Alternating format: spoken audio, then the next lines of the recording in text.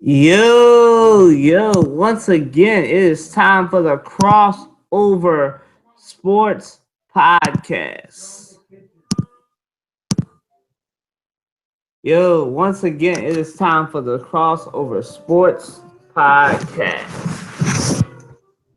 Chilling out right here with my brother, Trey, and we will have a full podcast today. Today we're going to have, hopefully, Matt will join us, Teroy will join us, and we may even have a special appearance by Tristiania. Our long lost sister is finally coming back. Trey, introduce yourself. Go ahead, man. What's up, y'all? I'm glad I'm back on the podcast. I was kind of mad. Last week we would have done the podcast Friday, but I was at the at our church's lock-in, and so we were going to do it on Sunday, but Sunday didn't work out just because of bad connection at the church. So I kind of missed out on last week's podcast due to technical difficulties. But we got a good podcast now. So, and I think, like you said, Tristiania, I think Teroy and Rob are supposed to be coming back. I think. I could be wrong. So I think we got a good podcast.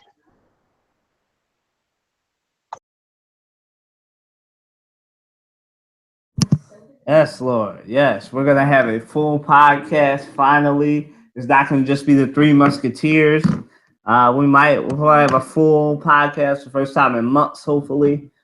Matt's coming in. All you Matt fans, Matt will be in late. He's watching his loves, the Philadelphia Phillies right now. He's at the game. So hopefully he'll check in with us. But we'll see. Anyway, let's get this started the way we always started.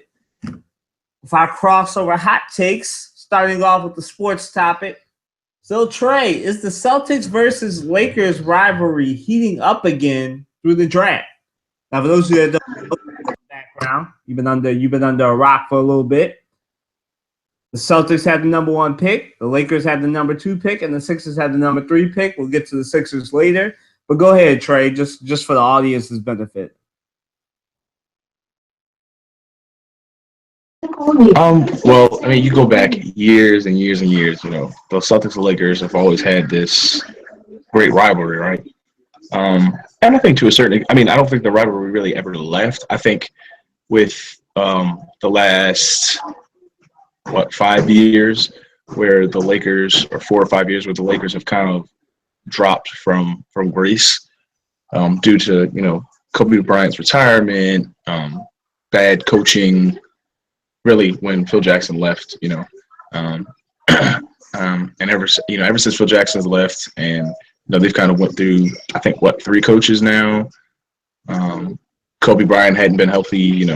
They had the so-called super team of Kobe, Steve Nash, and not Shaq, but Dwight Howard. That didn't work out. So, I think the Lakers have kind of fallen from grace, while the Celtics,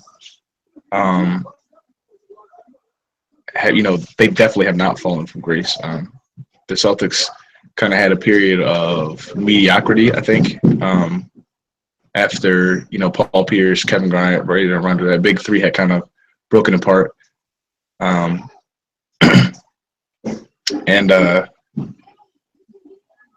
So I do think that I don't think that the rivalry ever kind of flailed or ended. I do think that maybe it's flaring back up again because of the draft, and Celtics and Laker fans are probably jawing at each other at the draft, and even before the draft, and now after the draft, they're probably jawing at each other. Especially Celtics fans, they're kind of high on themselves now because they were a few games. Well, it was a 5-game series, but they were 3 more wins away from being in the finals for the first time since 08, I think, or 09, something like that. And now they had the first pick in the draft. So likely next year they're going to be fighting again for that first seed, that 1 seed in the East, against the Cavs. And if you add Markelle Fultz or whoever they add to the mix in that team, that team is going to, they only they're only going up from here. So in terms of the rivalry, though, like it seems like from that vantage point, the rivalry is still there. Like they're still like the jawing at each other. You know how just fans kind of just draw at each other and that type of stuff. Even if your team is bad or is not doing well, you still kind of draw like the way the Eagles and the Cowboys kind of we'll still draw and go at Cowboys fans, even though last year the Cowboys, if you look at record and stats, we're a better team than the Eagles, even though we actually probably should have beat them both times. Now, as far as on the court, I mean, the rivalry is still kind of there. Like there's that essence kind of there of the rivalry, but it's not what it used to be because the Lakers are not the team that they used to be, and the Celtics. I mean, the meaning of the game of those games when they play is not as great because the Lakers aren't really that good, but the rivalry nonetheless is still there. And then, like I said, the draft has kind of flared that up. I think more so on like just between fans, like jawing at each other. I don't think the rivalry between them on the court is kind of dormant right now, as far as I can see. Is everybody except for me?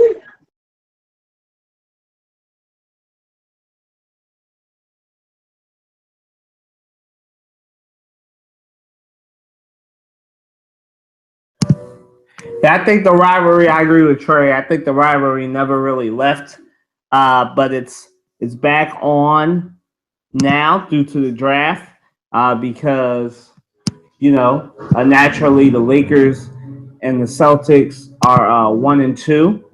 As far as picking the draft pick and whoever both teams pick, whether that be Markelle Fultz or Lonzo Ball, in whatever order that winds up shaking out, is going to impact the rivalry for the next 10 to 12 years because that's the future right there. That's the future of the Lakers, the future of the Celtics franchise right there. And, it's going to be great for both teams. And it's good for the NBA that, you have the Celtics and Lakers as your two headlining NBA draft picks because, it's going to be a little while before we get back to the days of when the Celtics and Lakers could dominate the finals scene because we haven't been there for like 20, 30 years now.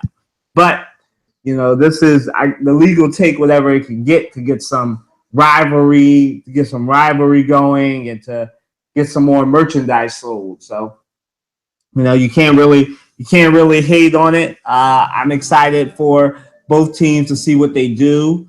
If I were the Celtics, I'd take Markelle Fultz, and if I'm the Lakers, probably take Lonzo Ball or somebody else. But yeah, the rivalry never really left. It's back on again every time each team shows up and plays the other. I mean, it's not as hot as it used to be, but it's still there. And I think definitely this will add more to the fire, and that's what we need. We need more. Like I said, right now it's the Cavs and the Warriors NBA, and everybody else is just living in it. So anything the NBA can get to distract us from that or to give other teams hope is great. Because if you really think about it, and we're going to get to this later, but that's how the Warriors really built their team was through the draft, and then they added Kevin Durant. So, that's the way you build a team now. You build through the draft. You just got to have – I know the draft is a crapshoot. There's a lot of one-and-dones. But this is a good draft. It's a deep draft. And, they should be able to find something to build these teams up. So it's going to be a great NBA draft come the end of June. Trey, we give you a chance to get back in, or we can move on to the next topic. Go ahead, Trey. No, I mean I agree. I agree with you. Yeah, I mean I do think, like I was saying, I said that I think the word I used was dormant as of now, but I think it is. I think it will come back into play, and I think a lot of it has to do with the draft. So yeah, that's what I think.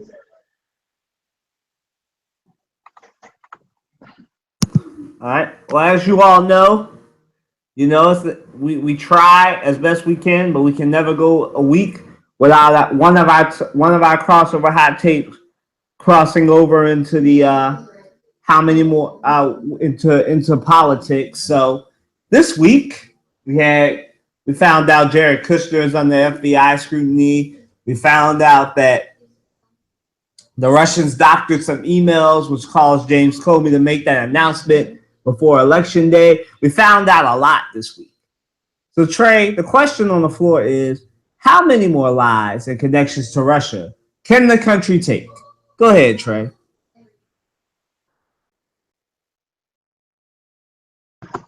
Well, to be honest, my answer is I don't know.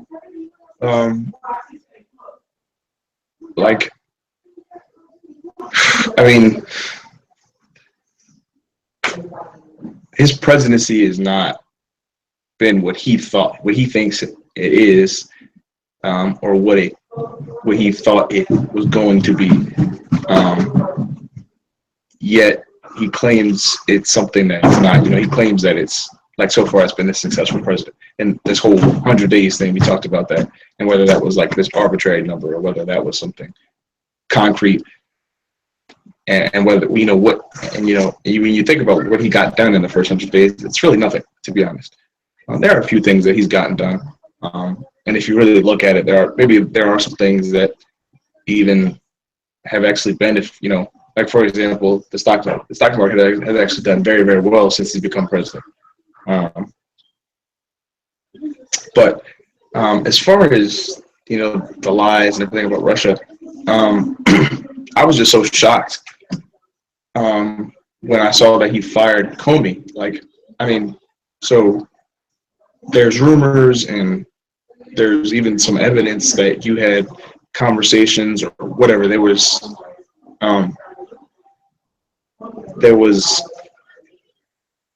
rumors about cahoots between the Trump campaign and Russia, right? And so the FBI is doing an investigation, and then Trump decides that he's going to fire the director of the FBI during an investigation. And to me, that just screams. That just screams like he found out or is going to find out something about my relationship with Russia. And then you had the thing where he leaked confidential information or inside the White House, to Russian leaders, and it's like, it's to the naked eye, it's clear. You and I can see it that even if it's, even let's say it's not even impeachable, clearly there's something going on between him and Russia and the Trump campaign and his administration. Clearly there's something going on. Now, I'm one that believes that there is some serious issues going on and that this potentially is impeachable. But who knows whether or not it will become impeachable. But I as far as the whole idea of how many more lies can this country take, I don't really think that's the question to ask. I think how many more lies can Donald Trump tell himself, about his presidency and the success or the failure of his presidency, and either the negative or positive effects that it will have. I was just watching a clip of a speech Obama was having. A speech Obama made, I'm not sure where it was, but he was taught, I believe this was after he left the office. He was talking about how he believed as president, and this is something that he views all presidencies as, you're kind of running a race, and you do what you do. So we have the Affordable Care Act, and 20 million more people got insurance. Other people lost insurance, blah blah blah. But 20 million more people who didn't have insurance now have insurance. So he did what he did, right? And he tried to make the world a better place. And in some ways he did, in some ways he didn't. But his goal is to make the world a better place during his presidency, and then he passes it on to someone else, right? And he's passing it on to someone who, by the end of their presidency, when they pass it on to the next person, the world may be in a worse place than where it was when President Obama left office. Now, can we say for sure that that it won't be in a better place than when Obama left office? No, we can't because we don't know the future. But signs of his presidency so far show that the world will not be in a better place by the time Donald Trump's presidency ends. Whether that's whether it's all 4 years, whether it's 2 years, whether he's impeached next month and is indicted, and Mike Pence becomes president. The signs show that when he leaves the office, that the world will not be in a better place. Are there going to be some things, some maybe indirect things that happened because he became president, like the stock market? Yeah. But does that mean that morally, financially, and in terms of morally, financially, and politically, the world will be in a better place? I don't know. I can't say that. And the thing about how much more can we take? I mean, I'd like to think that we're a very persevering people, and I don't think one bad president is gonna ruin us for the rest. I really don't. I mean, when have we ever had we talk about okay, this president was bad and this president was bad, or this president was good. But every president has something bad. You can find something bad about every president, right? I saw somebody put it on Facebook. When have we ever had a president where you couldn't find something bad about him? If God were president, we would try to find something that he did wrong, right? And so I think, like I said, visible signs show that when he leaves office, the world probably won't be in a better place. But we've had this before, where a president left office and the world was not, and even with Bush, Bush left office, and probably when he started out, after Clinton, the world was the world was in a good place when Clinton left office. And then Bush took over, and some things happened, whether they were directly his fault or indirectly. When he left office, the world was not in a better place. Obama took over, and some things definitely went in his favor. And now we're kind of trending backwards a little bit. That's just how I see it.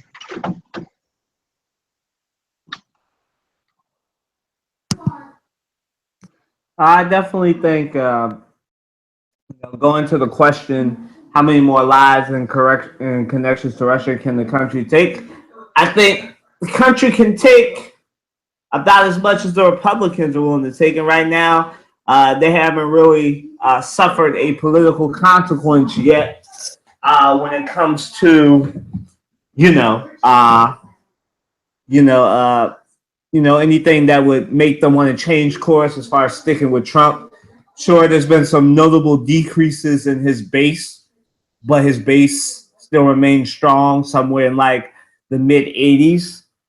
And they're going to start having to pay a price when it comes to voting. So if some Republican stronghold districts start swinging over the Democrats, then they'll start probably changing course. But, it seems like every day there's a new damaging news report coming from these historical newspapers like the Washington Post and the New York Times damaging Trump. And, these Republicans are always on their heels, and there's only so much the country can take. And I'm kind of with Trey, but I think we're at the point now with more and more leaks that come out from now until 2018 that there will be a price to be paid, especially with a midterm election coming up in November. I think that a lot of Republicans find themselves without a seat, especially if this healthcare bill passes. Now that we know that 23 million people will lose their health insurance, and Trump is through his budget is trying to cut Medicaid, Social Security, basically every entitlement that a lot of people, including a majority of his base, depend on. So I think that a lot of this stuff will depend on how much support does he lose. Now, approval wise, he's in the low 30s, but you know, his base still remains strong. So so you have a lot of that. So to answer the question is definitely based on, you know, how many right now it's really just optical L's that the Republicans and conservatives and Democrats who switched who voted for him are taking right now. But you know, once the optical L's turn into political L's, that's when we'll start seeing some fast moving stuff.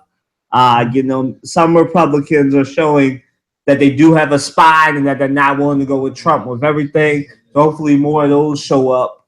But definitely, as far as the question, I think we could only take about a couple more lies because, as Trey said, he's been leaking classified information to Russia about Israel spies and ISIS, leaking where nuclear subs are off the coast of North Korea to the Philippines. He's just a walking leak.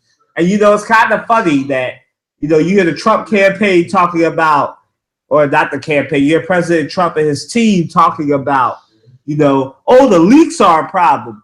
Well, sir, you're one of the main leakers. You leak stuff to Russia. Had Hillary Clinton done this, and this is President Hillary Clinton, she'd be in jail by now, as far as the Republicans are concerned. But, you know, it's President Trump. He doesn't know any better, and the bar is so low that a lot of people, like, this is a point that I think a lot of people miss. We had a high bar with President Obama. We even had a medium to high bar with President Bush and a high bar with President Clinton. And now the bar is just so low. Heck, anything that man does is presidential. If President Trump goes a whole month without tweeting, some people would say he's presidential because he tweets too much. He does too much. He is the walking definition of doing too much as a president. He's always got something with Russia. Somebody's lying in his cabinet. This is the cabinet of lies. The Trump administration should just be called the lying administration because that's what they do a lot. They lie to you more than they tell you the truth. Trey, so before I go back to Trey, I just want to say this. How many more lies can the country take? The country, like I said, can take as many lies as the Republicans are willing to take. And the more Republicans start losing credibility and the more people lose credibility so much that nobody believes anything that comes out of anybody's mouth that comes out of the White House, then and only then will they start trying to do something to regain credibility. Go ahead, Trey.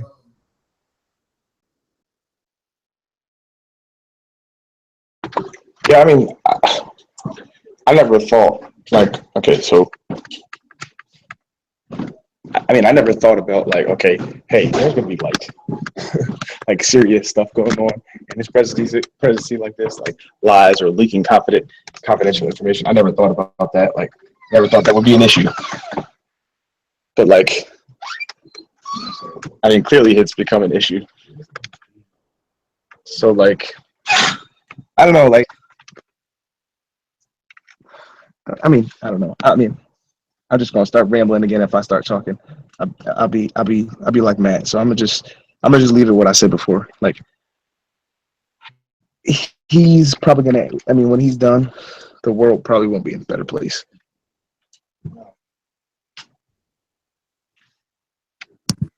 Well, I'm gonna end it like this, right? Currently, we have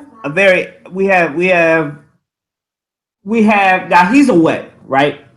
And we currently had a congressional Republican, a now congressman, body slam a reporter for asking him a question about the health care bill. You know, we have a president and an administration that acts like they're in a dictatorship and not a democracy, right? Like there's not checks and balances. We have a president saying these judges that rule against me are so-called judges. We have a president that tells FBI and other intelligence agencies that they have to be loyal to him, not loyal to the country, loyal to him, right? The country is very much in danger, right? And anybody that tells you it's not in danger is not paying attention, right?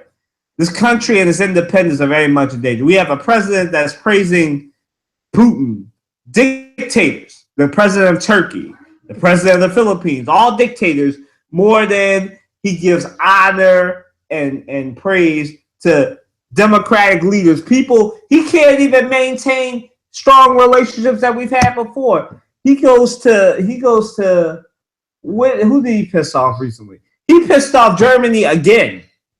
How hard is it to go to Germany, stay there, and not say anything to offend the Germans? How hard is that? You don't have to say anything. Just be there, say it's great to meet you, but somehow he offends the Germans, right? He's got him leaking stuff, him leaking the stuff to Russia about Israel stuff. Now put some spies in danger in Israel that are in ISIS. There's so much things that he's damaging. But as Trey said, we probably will not be in a better place when the next president gets in office, whether that's in 2020 or 2024, whenever that happens. The next president, whoever that may be, Republican, Democrat, Independent, they're going to have to do a lot of cleaning up, literally, and a lot of butt kissing with these world leaders to make up for what Donald Trump's going to do in the next 4 years. I'm going to leave it at that. Moving right along, Trey, do you think, we're going to get back to the sports here, would it be wise for the 76ers to bring Kyle Lowry home? Go ahead, Trey.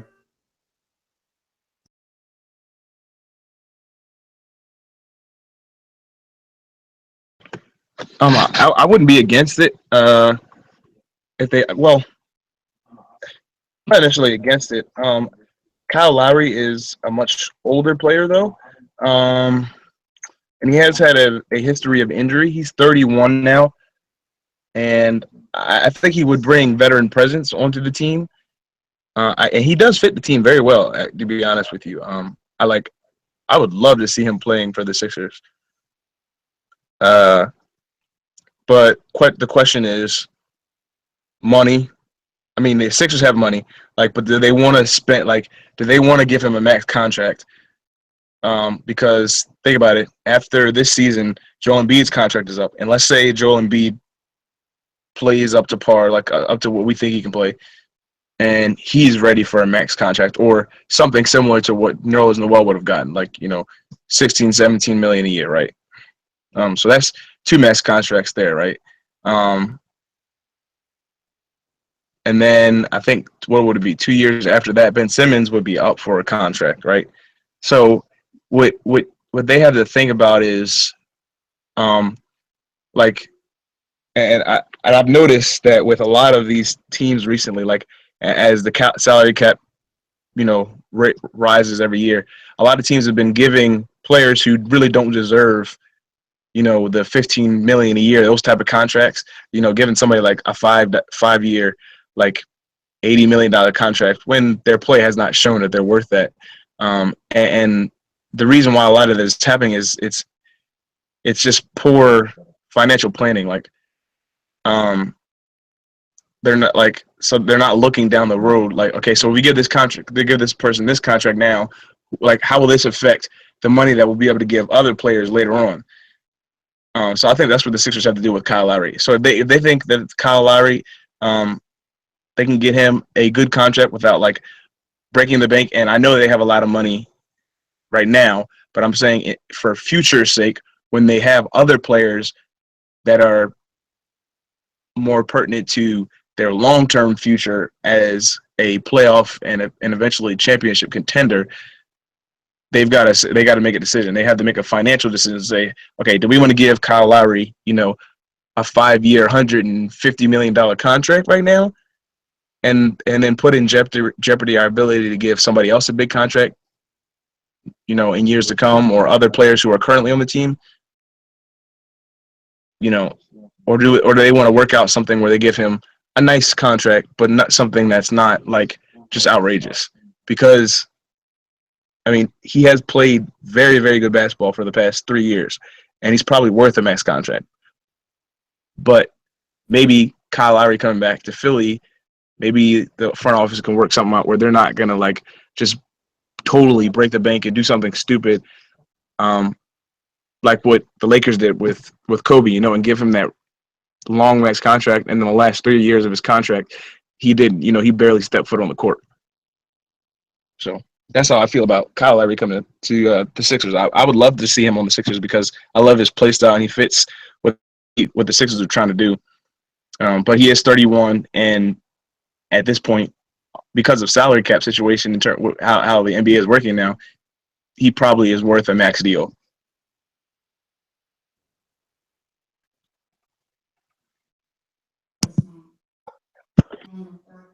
So I feel that it would be wise. I agree with Trey. It would be wise for the 76ers to sign Kyle Lowry because it is in the interest of the health of the franchise for them to get a veteran presence with playoff experience. We need to build a winning culture here in Philly, and right now it's not there.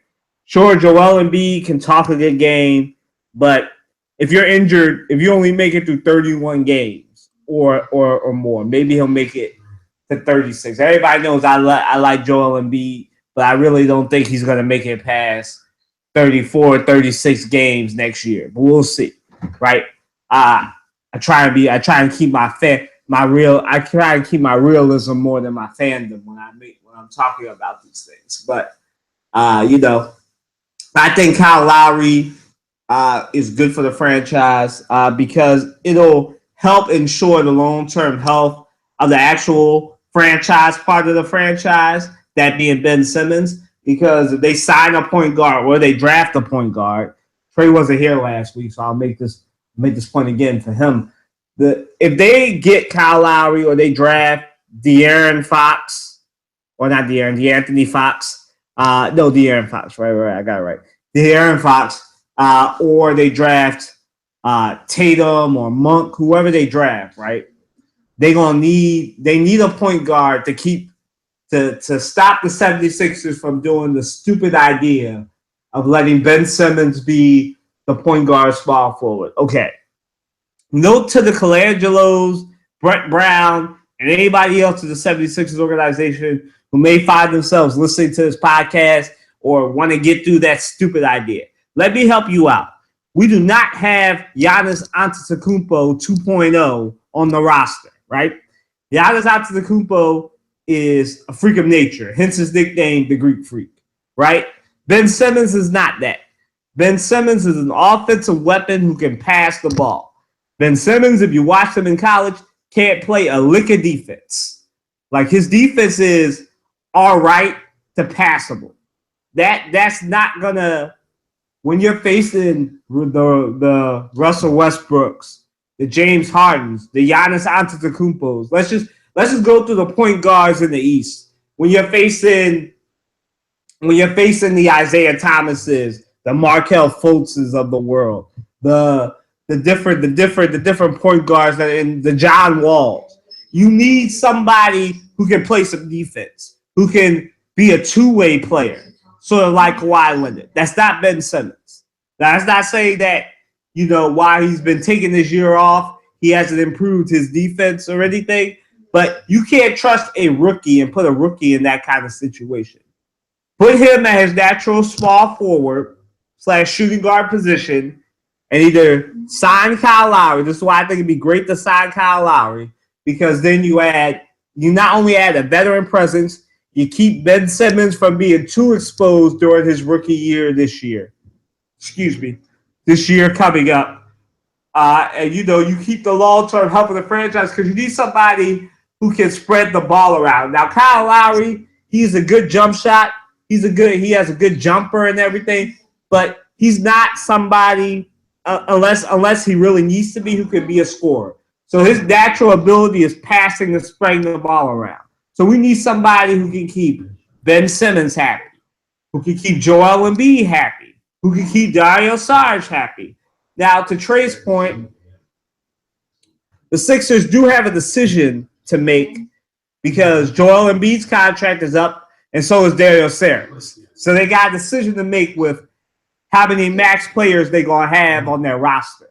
Are they going to have two if they sign Kyle Lowry and make the choice between Saric and Embiid, or are they going to not sign Lowry and just keep, just keep Sarek and Embiid both at max contracts, and then just let Jallo Okafor, if they don't trade him, because his contract would be up not this year but the following year, just let him walk, because for real, they're not going to be able to trade Jallo Okafor.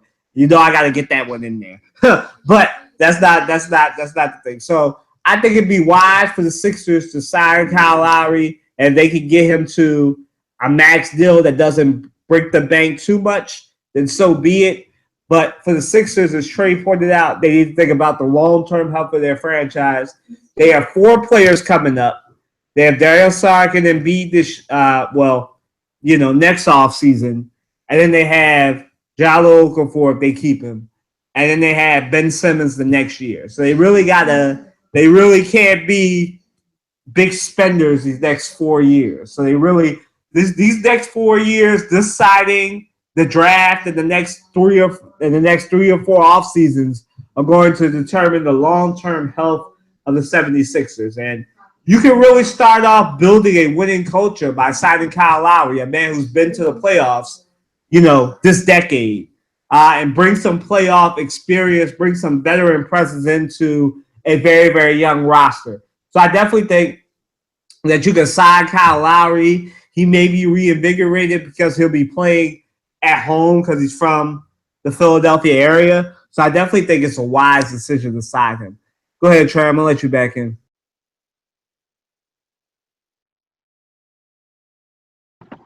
Yeah. I mean, like I said, I like Kyle Lowry, and I think it's good idea for them to sign him because of his veteran presence and his abilities in the court. He's actually a very good shooter, an underrated shooter at that. He's just a really all-around good player. Not the best on defense, but he hustles nonetheless on defense. And he's a formidable defender. I think it would be great for him to come back home, and be able to play for a young sprouting team, and be a leader on that team.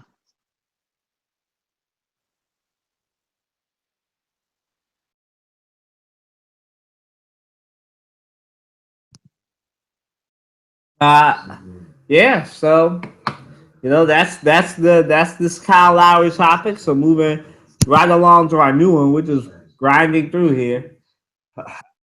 So Trey, actually, we tried to talk about this, but I guess we'll give the Sixers talk a little bit of a break into the next one. So our resident Lonzo Ball question. So Trey, is Lonzo being too cocky by not working out with any other team but the Lakers?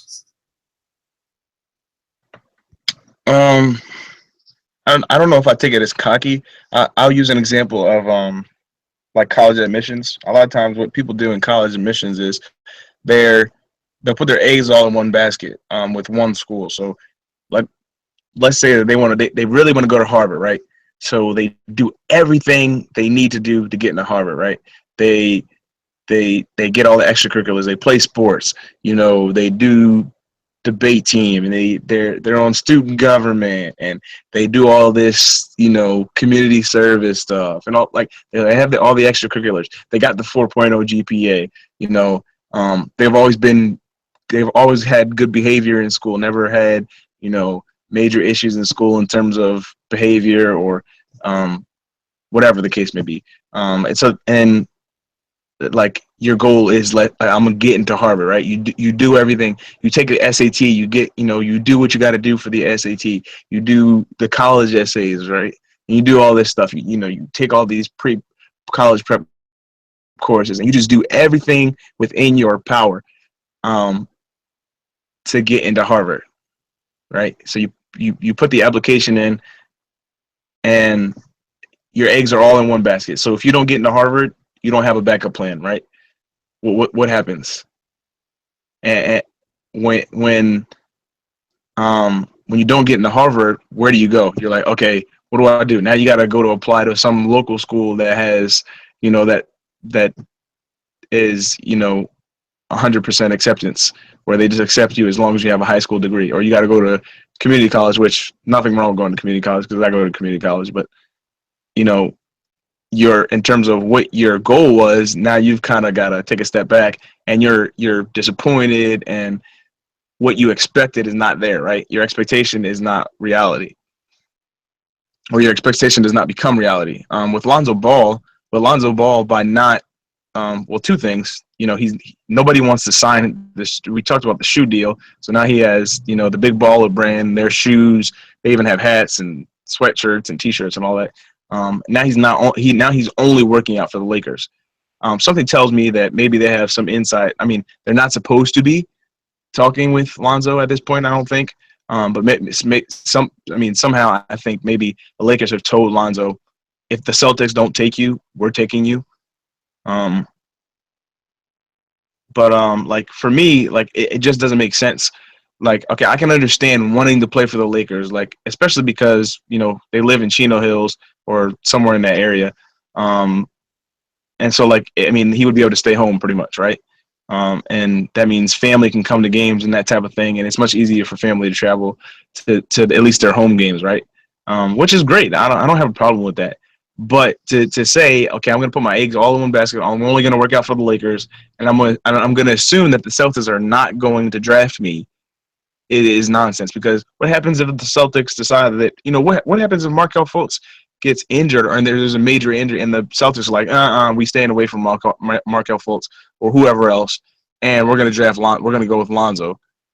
Now Lonzo is in a situation where he doesn't want to he may not want to play for the Boston Celtics, and so I think what Lonzo needs to do is, and maybe this is coming from his father, I don't know, maybe this is not necessarily Lonzo, but I think what Lonzo and LeVar need to do is open up their mind to different possibilities of other teams that Lonzo could get drafted to. I think Lonzo and LeVar probably fit.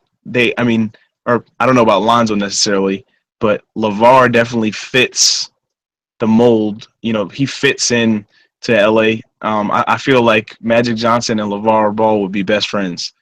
But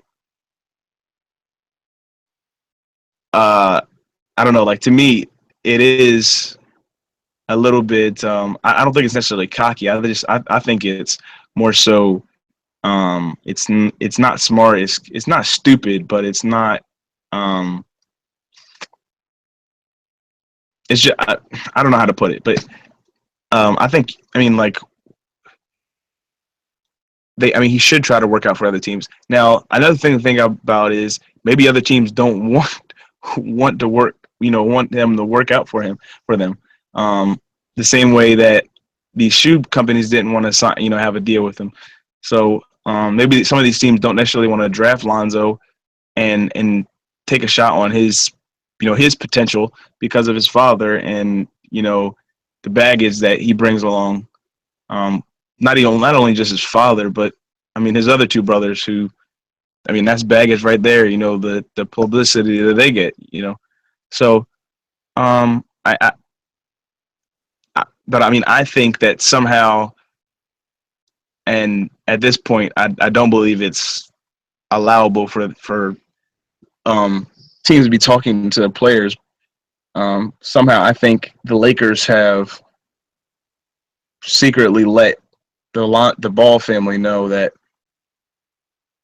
if unless something goes weird and the Celtics don't take Markelle Fultz like everybody believes they will,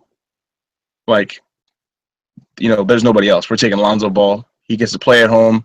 We love Lonzo Ball. We like LeVar Ball. We don't mind about the so-called baggage.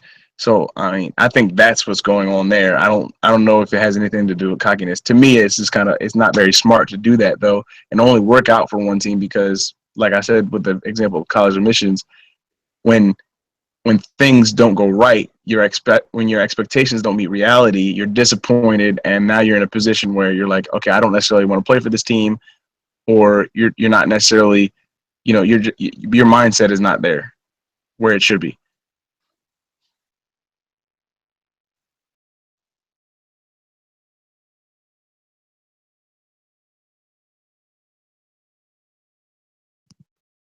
I definitely think it is kind of cocky, just because as I said a couple podcasts ago, this is not the NFL where you can force your way onto a team. And Trey brings up a good point. that I hadn't really thought of. It's kind of a good point as far as maybe Magic Johnson or somebody within the Lakers organization secretly contacted the Ball family and let them know that, Lonzo is the only option. That's who they want. They want to bring him home. They want him to stay in California and everything. And if that's the case, fine, But I definitely think that it is kind of cocky to say, the Celtics had the number one pick. The reason why, let me give the cap for this. The reason why I think it's cocky is not because of, the person who was coming from, whether that be Lonzo or LeVar. It's the fact of, and I'm all for disrupting of the system, disrupt the system, blah, blah, blah, all that stuff. But again, this is not the NFL. You cannot force your way onto a team. You go through the process. You work out for the team, even if it's a team that you don't necessarily work for. It's not like the NFL where everybody can draft you. I mean, really, if you're Lonzo Ball or Markelle Fultz or anybody who's in the top 3, top 4, you really only have 3 options. And I know that they said that he's considering working out for the 76ers. I think if he does work out for the 76ers, that's only because of his admiration for two of the 76ers greats being Dr. J and Allen Iverson. And so I think he might take that, but I severely doubt it. But when you really only have 3 options, you're either going to be in Philly, you're going to be in you're going to stay home in California, or you're going to Boston. There's really only 3 options. I think you could definitely work out. If you can work out for the Celtics, Lakers, and 76ers, even if the Celtics decide to take Markelle Fultz and the 76ers don't decide to trade up and try and get him or whatever, and that way at least you can separate yourself, get a new story out there saying that, because there's a lot of bad optics around the Ball family right now. First off, you had LeVar's performance on Fox Sports, and Trey wasn't here. Matt and I got into that a little bit last week, but you have that. So I think it's better for his brand if he works out for the 76ers and the Celtics and the Lakers, just to get a new story out around the Ball family. Say, yo, I'm not my father. I'm willing to take these workouts. Eventually I'm going to have to separate myself from my father. My father's going to have to take a back seat and let me do what I do and let me have the Lonzo Ball brand for myself. I think that definitely, if nothing else, he should work out just to change the story around him. So, he has to change the story. And I think a good way to change the story and turn the page is to do these workouts so teams get to know you and everything, and that they have a chance to really evaluate you. Because like I said, your name is not Eli Manning. You're not going to force yourself onto a team. So, and as Trey pointed out, if he's doing that, maybe the Lakers did tell him something, or maybe his family really is just that cocky, No one knows. Only God and them know. But, I think, just to reiterate, I think that he's definitely being a little bit too cocky and too sure of himself without actually having played ball in the NBA. And I don't wish failure on the kid or anything.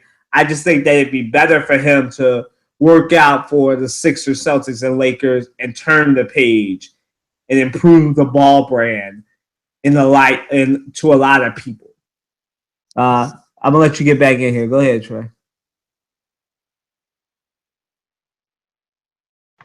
Yeah, I didn't really think about in terms of that from that perspective, in terms of improving just improving their brand. I don't think that what LeVar Ball though is doing is really hurting their brand. I was thinking about this morning actually, about like, for example, the shoes, right? You know, we talked about the ludicrousy of how pricey the shoes were, and you know, for a company like Nike, right? It may cost $20 to make a pair of shoes, right? And I'm thinking, I'm like, okay, I don't know what kind of work LeVar Ball does, but I mean, it could have very well cost, you know, a good chunk of money to make those shoes, and he's just trying to make the money back, right? But that's beside the point, right? In terms of brand, people people like Lonzo Ball. There's a lot of people who like LeVar Ball and are in support of LeVar Ball. There are a lot of people who just like what they stand for in terms of like what, you know, just LeVar Ball just like says anything type of which kind I mean is kind of funny because we got a president who says whatever he wants and does whatever he wants. So I'm not surprised that people like LeVar Ball at all. And I think that's kind of what their brand is. I don't know what Lonzo feels about it because I think Lonzo really really loves his dad. I don't think Lonzo would ever do anything to disparage his dad. And maybe Lonzo actually likes what his dad does and is, you know, it's like, hey, go ahead, Dad.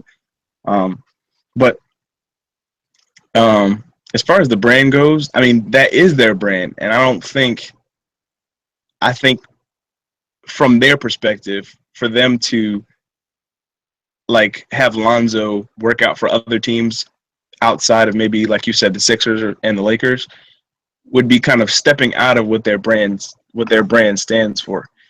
But I mean, I think that for me, if I were LeVar Ball, like I would have him work out for other teams.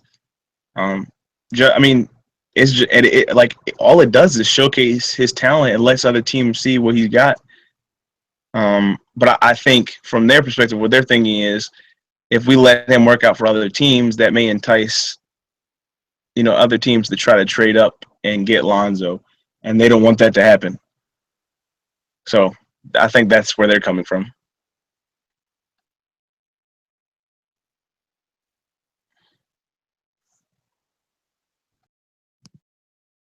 Just to wrap this up, I understand where they're coming from, but you have to remember that the Ball brand right now, that's the Ball brand, meaning the Ball family brand. Even though it's three B's, it still is the Ball brand, which is their individual thing. But Lonzo, sort of like Serena and Venus had to do, Lonzo's going to come. And I made this point last week. I'll make it again this week. Lonzo's going to get to a point where even though he's 19, 20 years old right now, he's going to get to a point as his NBA career progresses that he's going to find himself. He's going to have to make a decision either to separate from his father to get these endorsement deals and get more money. Because right now they have him in this Ball brand as a whole thing, right? Eventually it's going to be Lonzo Ball, right? Lonzo Ball is going to be in the NBA. Lonzo Ball is going to be the one with the money in his name, the checks coming in his name.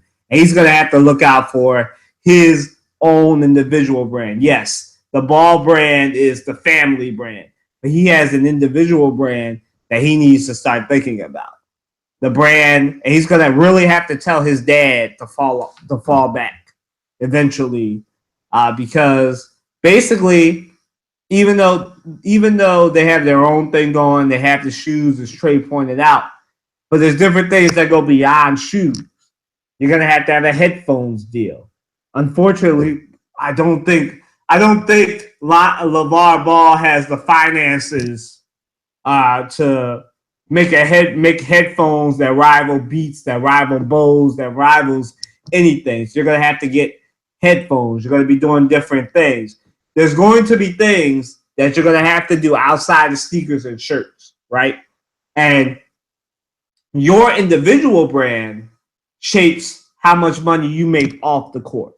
And for Lonzo, it might be bad. It's not. It might be. It's bad for him financially to have his father as outspoken as he is. Sure, we like that. We like our loudmouths. Look at Charles Barkley. He's gotten far.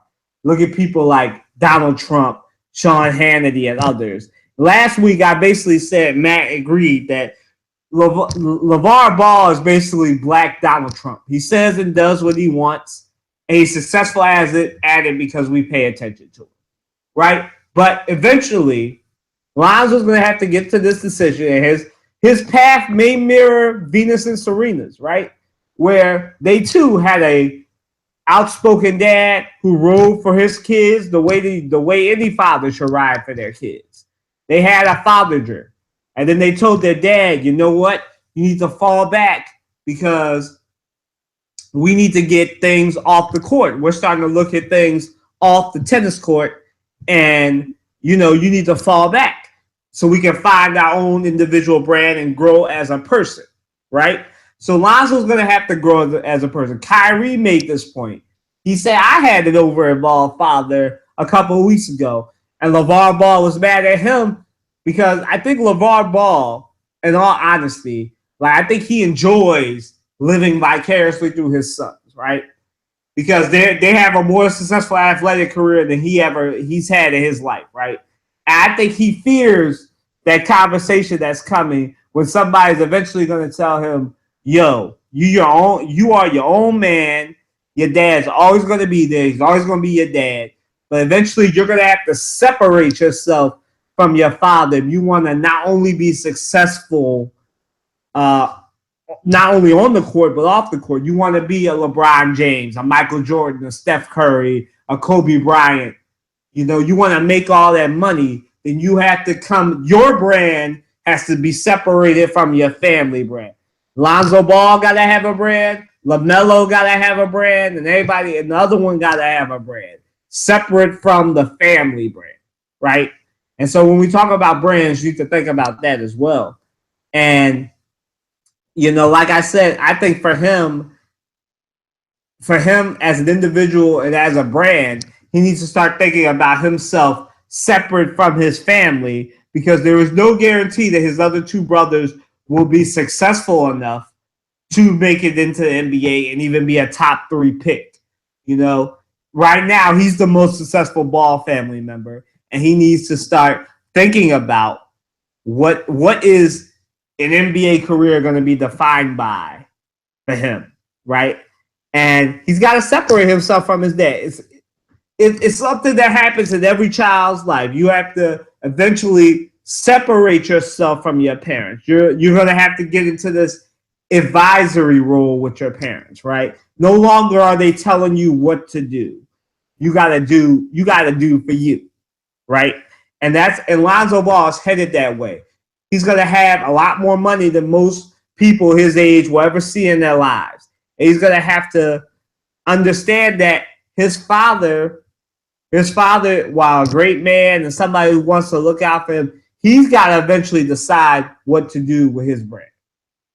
And like I said, I think he needs to establish his brand by working out for the Sixers and the Celtics and not just keeping himself focused, the tunnel vision just on the Los Angeles Lakers. Because there is no guarantee that the Lakers will get him because the Celtics could say, all right, let's see who wants to trade up for the number 1 pick. And the 76ers or another team could trade up and say, we'll trade you for the number 1 pick so we can get.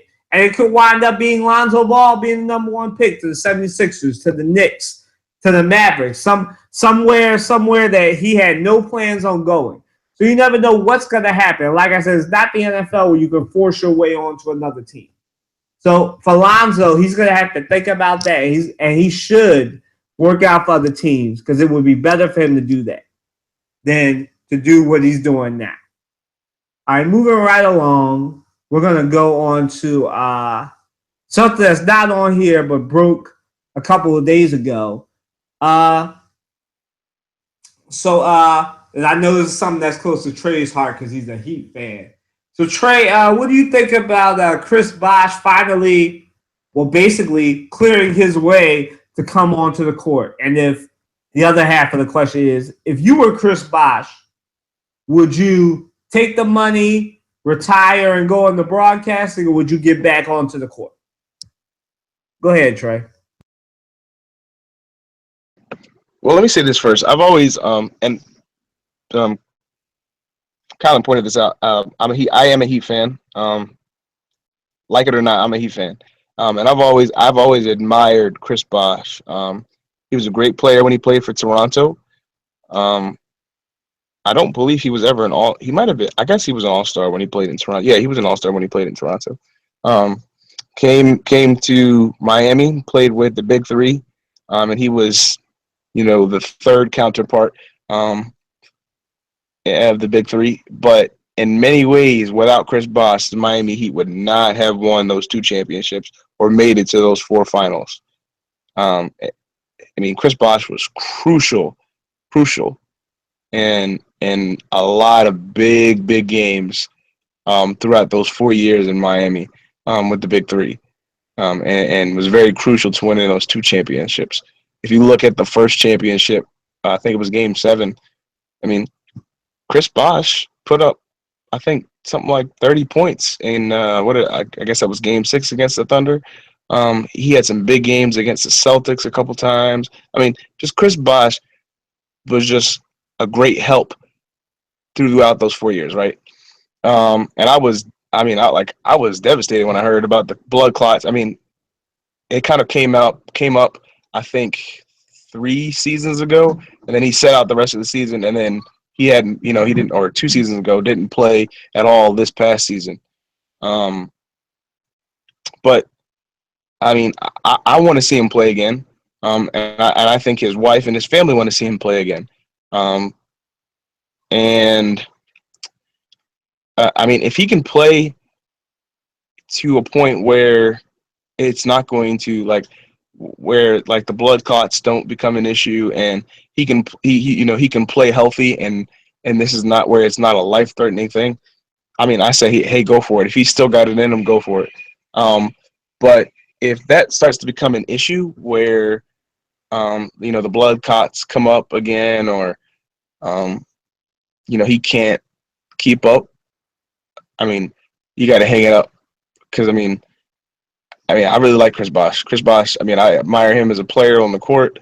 I admire him as a family man. Just a beautiful family, he's never been as far as I know, never had any issues in terms of media or media scrutiny or anything like that. He's always been an honorable guy. So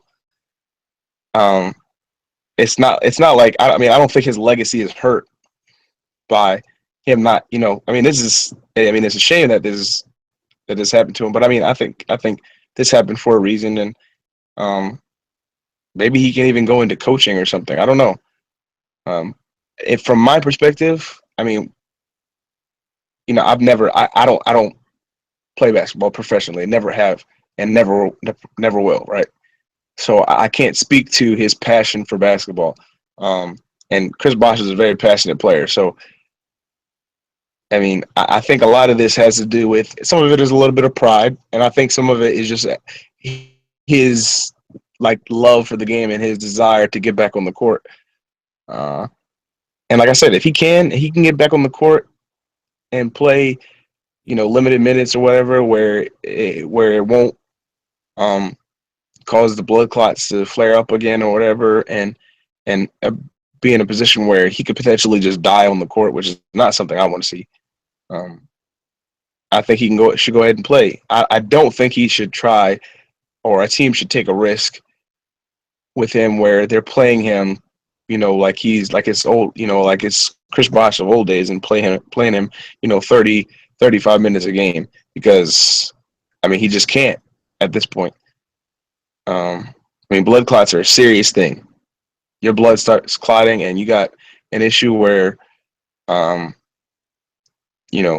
they can't get your blood flowing properly. That's dangerous, and that's a potential death on the court. And the NBA does not need that right now. No, they don't need that right now. But there's 2 sides to it. Like I said, from his vantage point, if there's a way he can play health and still stay healthy, then go for it. do what you got to do. Support your family. Be the even if it's just even if his role is just what like similar to what Juwan Howard was on the team. Juwan Howard barely ever stepped foot on the court in his last like 5, 6 years in the NBA, and he just was a mentor. He was almost like an assistant coach on the team, and now he's actually a coach on the team. I believe he is. Then hey, like go. But I mean, but then the other perspective is, hey, you could potentially die out on the court.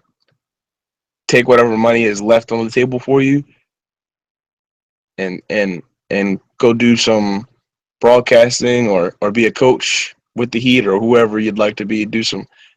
So that I mean that's the two sides of the coin that I see.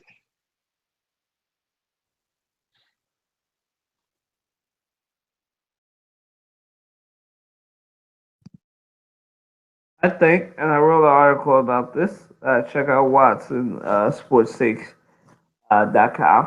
talking about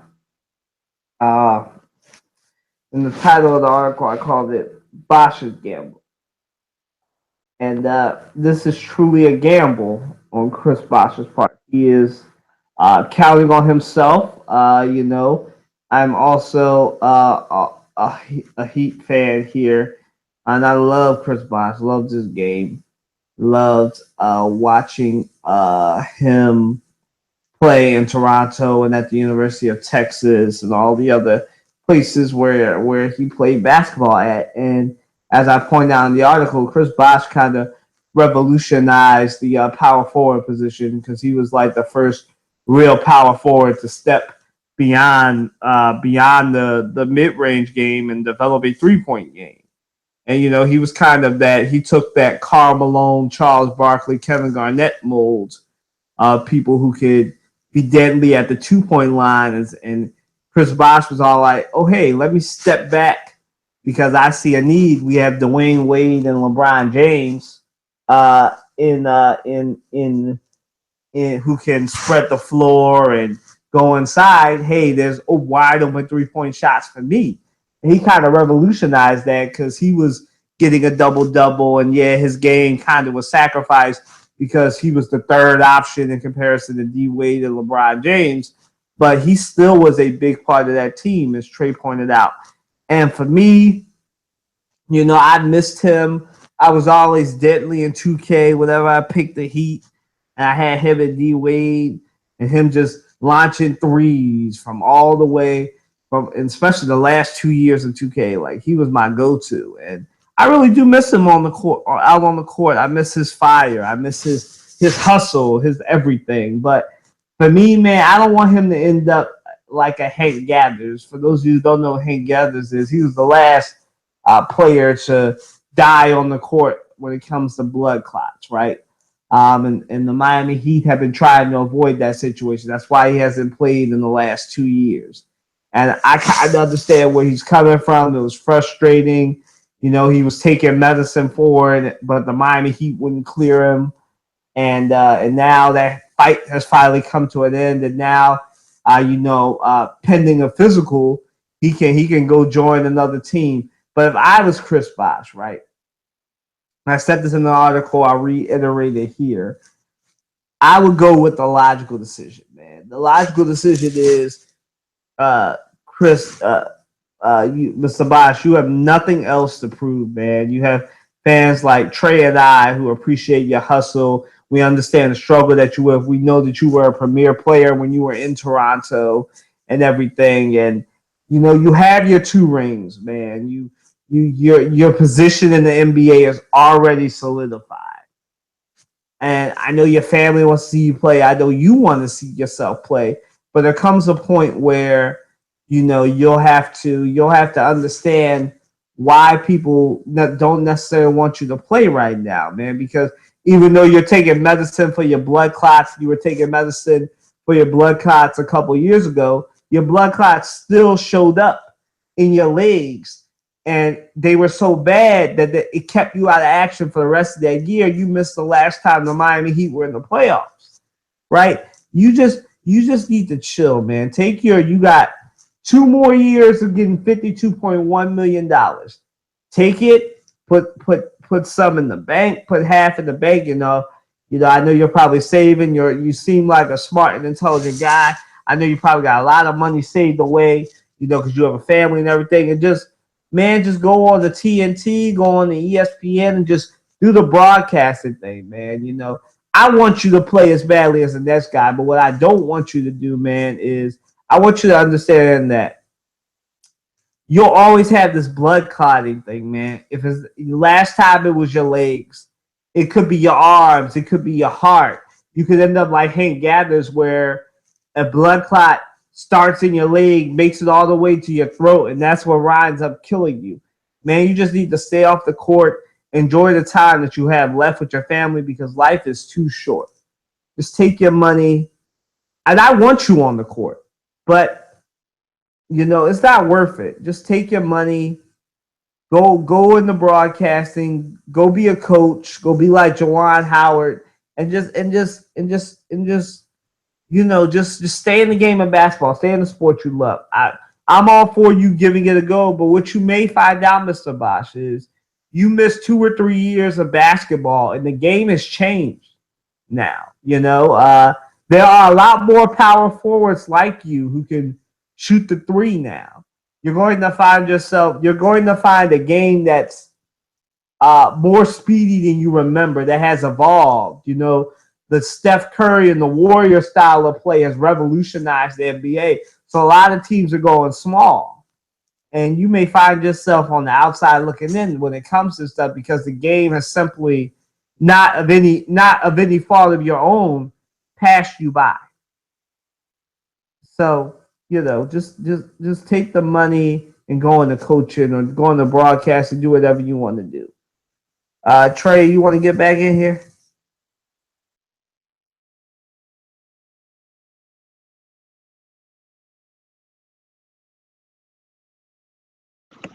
No, I didn't have anything else to add.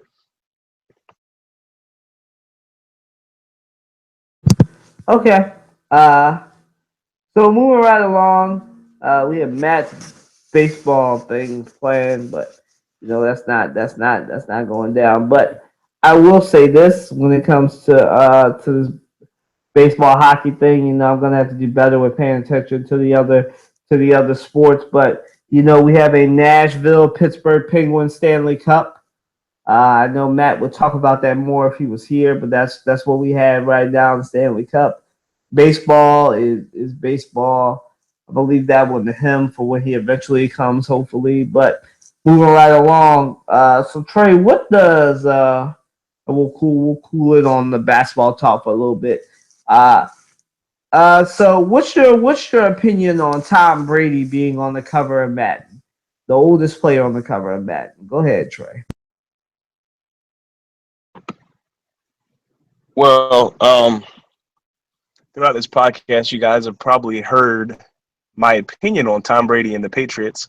I think Tom Brady is one of the better quarterbacks of all time, maybe the greatest. He's the first with 5 rings, and he wants to play till he's like 50. And I don't know if he can do that or not, but hey. He did win the Super Bowl.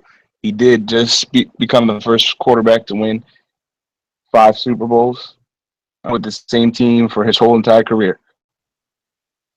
I don't think there's anything wrong with him being on the cover of Madden. I think to me, I think for the Patriots love doing this. I think they're just taking another stab at the NFL and Roger Goodell by having Tom Brady on the cover of Madden.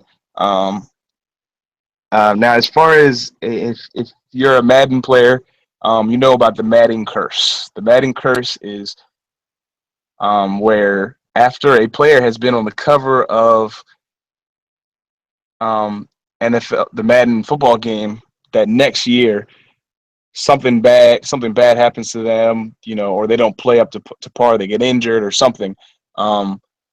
It'd be either an injury or they don't play as well. Like, for a great example of this is Peyton Hillis. Peyton Hillis, he was a fullback actually at one point, and then he was a fullback turned running back, full-time running back on the Cleveland Browns. Had this crazy good year, 1,000 yards. I think he had something like 12 or 13 rushing touchdowns, and maybe like 2 or 3 receiving touchdowns. And so everybody's like, "Oh, Peyton Hillis," and he gets on the cover. The next year, nothing happens. Another example was Vince Young. Vince Young got on the cover. I think that was maybe his second or third year in the league. Then next year, nothing, and nothing since. So. And it doesn't always apply to, it doesn't always, like, it's a conspiracy theory, but I don't know. We'll see what happens to Tom Brady. I don't wish anything bad on him, but I mean, I don't really care, to be honest. Like, I mean, it's just the cover of a video game. It doesn't really mean anything. And I mean, aside from a lot of the cheating that I think the Patriots are doing, they still have 5 rings, and they've probably been the greatest team in NFL history not in NFL history, but at least within the last 20 years, they've been the best team in the league. They've got the most rings in the last 20 years. So, I mean, that's a fact, and Tom Brady's on the cover. So, and this might actually, if you know anything about Madden, what they're supposed to be doing, they're actually reintroducing the superstar mode, which was, I think, goes back to what I think the last time they had career mode was 2010, I think, or 2011. So I'm excited about that, and if putting Tom Brady on the cover means that hey, I'm all for it.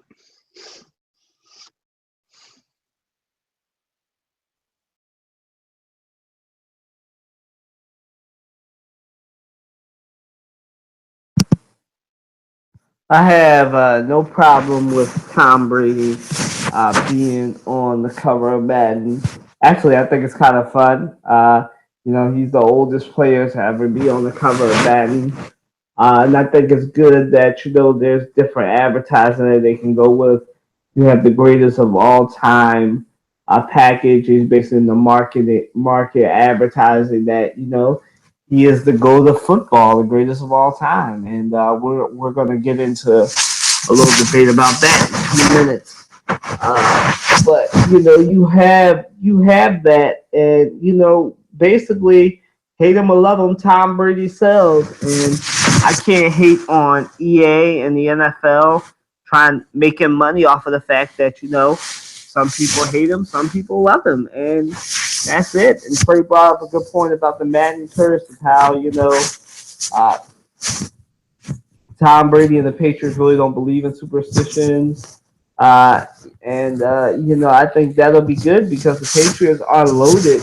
Once again, they got Brandon Cooks. They got so many other different weapons going on. Like, they're a team who could lose LeGarrette Blount, Chris Long, and others as part of that defensive offense and just still keep going because it's kind of like with the Warriors. It's more than just the players. It's the system. And Tom Brady and Belichick are just beneficiaries of that system. And as far as Madden goes, I think Madden will be fine. Like Trey said, they're into their superstar mode. They really, since upgrading to a new engine when it comes to this sort of thing, they've upped their game as far as not only the realism, but the way they present the game. It's got much more of an authentic experience. And I'm excited for Tom Brady being on the cover just because of the discussions. You know how many discussions we've had about these different things, not only on this podcast, but outside of it as well, where you have people who say, oh, Tom Brady's on the cover of Madden, and it happens to be called, his edition of Madden is called the GOAT edition. And so you have these debates of, is he actually the GOAT of football? Is he the overall GOAT? Is his competition only Michael Jordan now? And I think that's great. And, I definitely have no problems. I have no problems when, you put somebody on the cover and their sheer presence can get you into deeper sociological stuff where you're talking about the culture of football, the different things that go on in football. So yeah, go ahead, Tom Brady, causing conversation. Trey, if you want to add anything, you can.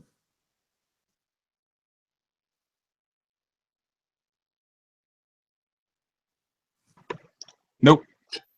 All right, cool. So moving right along, just to get this gaming stuff out the way. Shaq is on the cover of 2K18. I was about to say 2K17. Before I see this over to Trey, I'll start this one because he's been starting a lot, so I'll give him a little break. What does Shaq being on the cover mean for 2K18? I think it definitely means a more something that's not really happening. Well, it happens on certain teams in the NBA.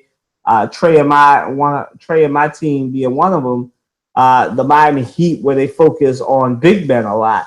And so I think you'll see a lot of, I won't say big men, but a paint focused game when it comes to 2K. So I think that Shaq being on the cover is just them sort of like with Tom Brady going through different people who will spark conversation because they're on the cover of the game and they're buzzworthy. And Shaquille O'Neal is definitely a buzzworthy person to have on the cover of 2K. And I think definitely, as with Madden, 2K is the king of the the king of basketball video games. And so, it'll never touch jams or anything. And I'm not comparing it to jams, but you have 2K is now the king of the basketball simulation.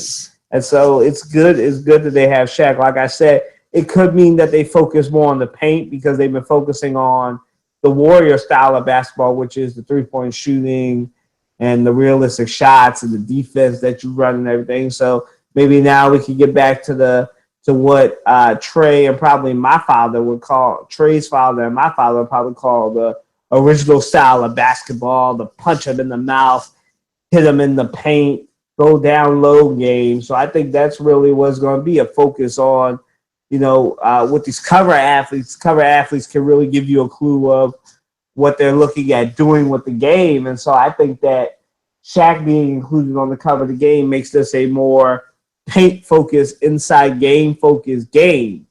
I definitely think that Shaq being on the cover is a very good call for 2K because Shaquille O'Neal is definitely not only a great player, he's one of my favorite players. And, he did a lot for just much like Chris Bosh revolutionized the power forward position. Shaquille O'Neal is basically the next great big man after Hakeem Olajuwon had retired. And he basically took the mantle for 18 to 20 years. And he was our childhood center. That was the center we grew up with. And so I'm all for Shaquille O'Neal being on the cover. Go ahead, Trey.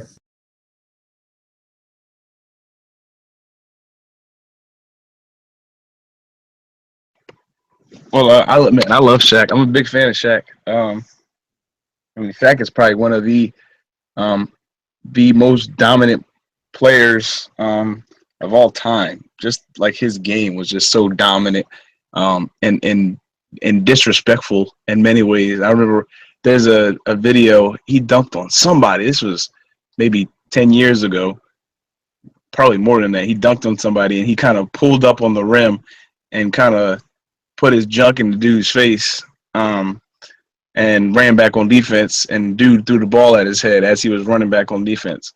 And so just stuff like that I like about Shaq. And I think what's going to be interesting about this, if you play 2K, you know that like in terms of presentation, they've added TNT, like the TNT opening, the TNT crew with Shaq, Ernie, and Kenny. So I think with Shaq being on the cover, that means a lot for that in terms of presentation. That's going to be a lot. I think there's going to be an interesting storyline with my career. Maybe Shaq is involved in that somehow. And I think with Shaq being on the cover, I don't know, but I would like to think that maybe Shaq can convince Charles Barkley to at least be involved in the whole like commentary thing. Maybe because Charles Barkley as well as Scottie Pippen have been two players that have not been in 2K for a while now. And so I think maybe Shaq is a ploy to try to pull at least Charles Barkley in, and kind of get Charles Barkley's foot in the door in terms of like the commentary and stuff that they have in the pregame and the post game stuff with, Shaq, Kenny, and Ernie in 2K. And I'm excited about that because, I mean, Shaq be saying some weird stuff, talking about some barbecue chicken and all that stuff on 2K. So I'm just excited. I'm just excited about the presentation of the game, and I don't necessarily think that Shaq being on the cover means that it's going to be a paint-focused game. I think that they will try to. That's something that they've been trying to improve on is the post game and how big men play and like different moves you can do and how the footwork of big men in the game. I don't think it'll necessarily be a paint-focused game. I think there will be aspects of the game that will be geared towards big men in particularly. But it'll be like a special part of the game because Shaq is on the cover. It's not. I don't think it'll be necessarily anything that they continue on to 2K19. It'll just be something specific to Shaq. Like for example, with Michael Jordan, they had like the Michael Jordan moments where you could play games. You could replay like the flu game or something like that. With LeBron, you could replay certain games and like crucial games in his career, that type of thing. So I think it'll be something like that. And in that sense, it'll be more paint focused. But I don't think the whole game will be more paint focused just because the style of 2K is not like that anymore. 2K has become more of a, just like the NBA in real life. Most people, you shoot threes. You live and die by the three pretty much in 2K now. That's pretty much how it is. But I'm excited about Shaq being on the cover.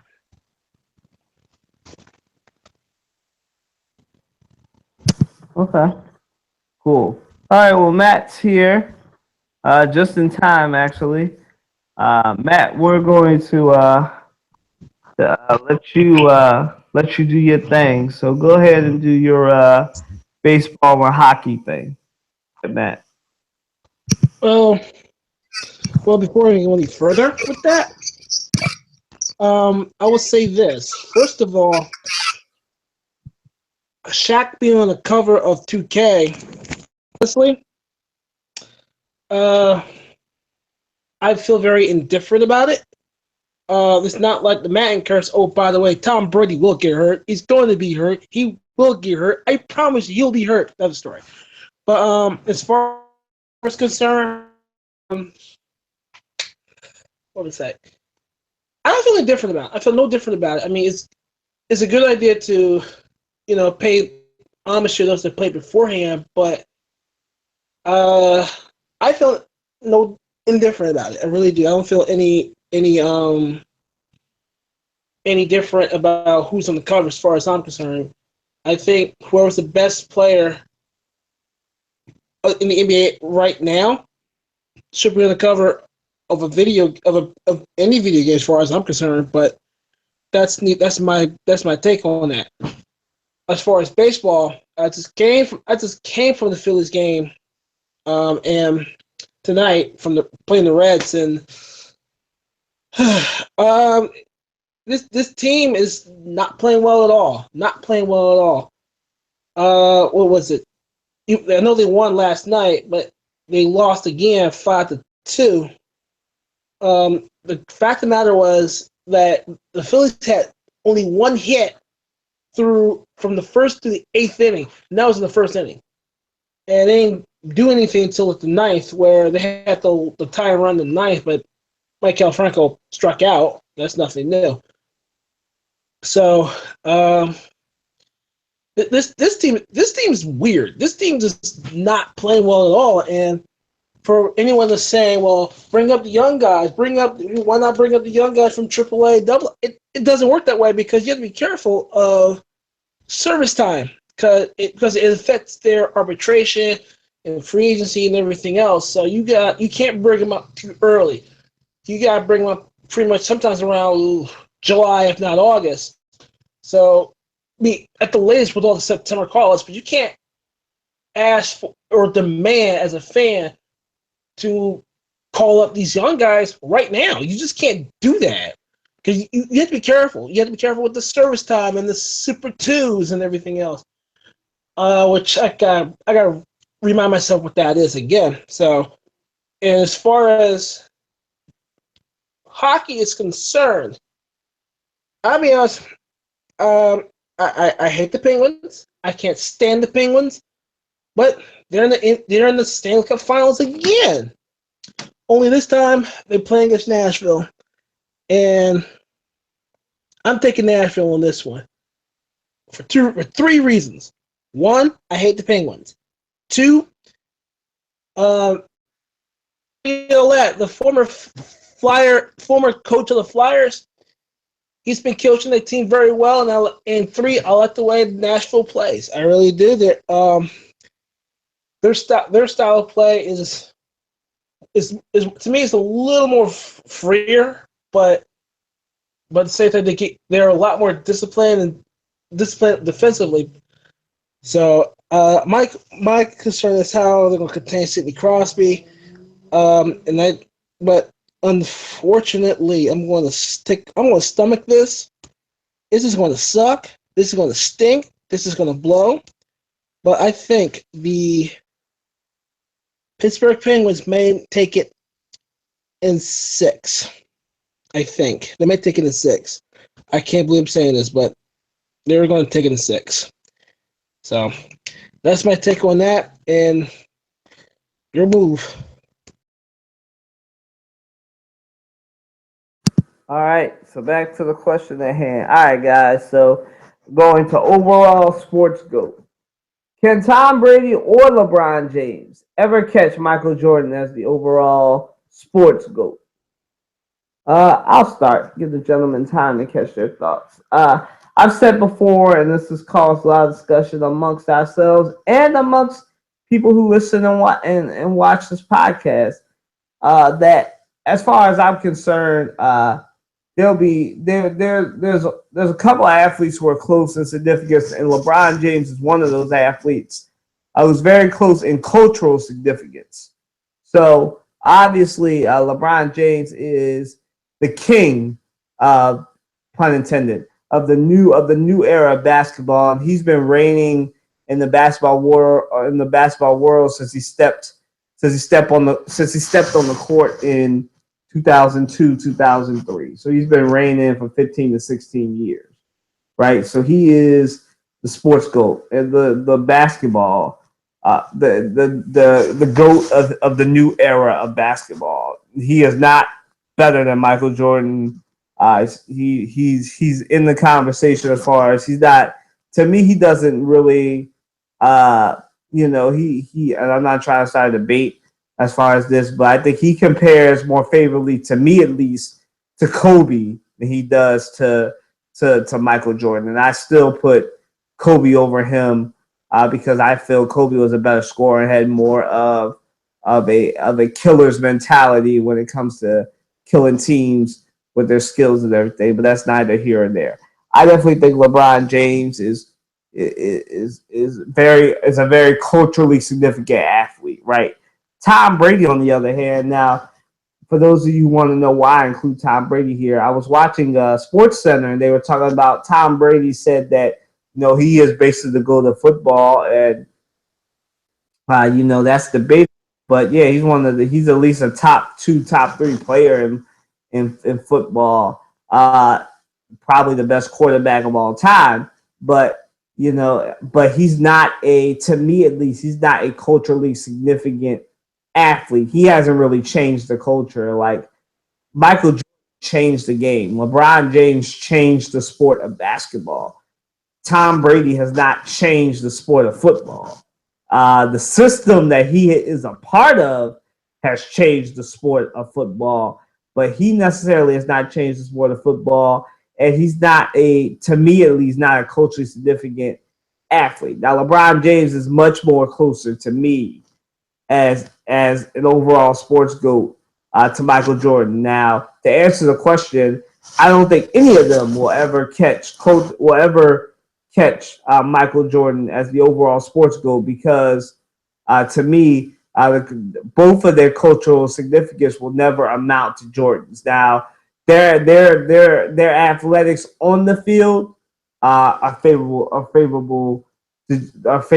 Like I said, LeBron compares favorably to Kobe to me. He's definitely a top 3, top 5 player, but he's not there when Michael Jordan yet. He's not the GOAT yet. He is the GOAT of his era of basketball.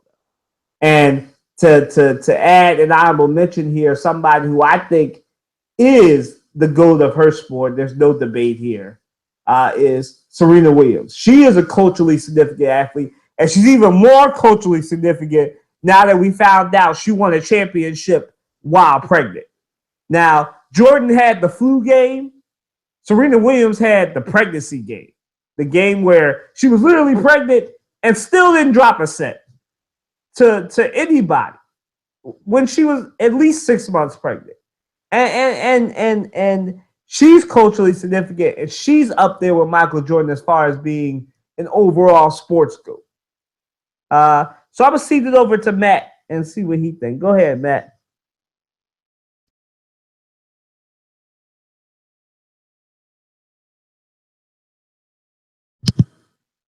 Matt, you there? Okay. Go ahead, Trey.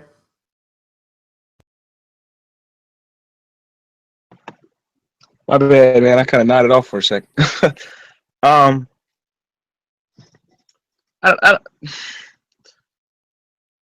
don't know, man. I don't know. I don't really have an opinion, man. To be honest with you, I'm gonna let Matt go, and then I'll come in after Matt.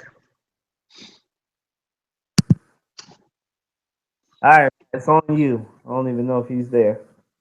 Matt, you there?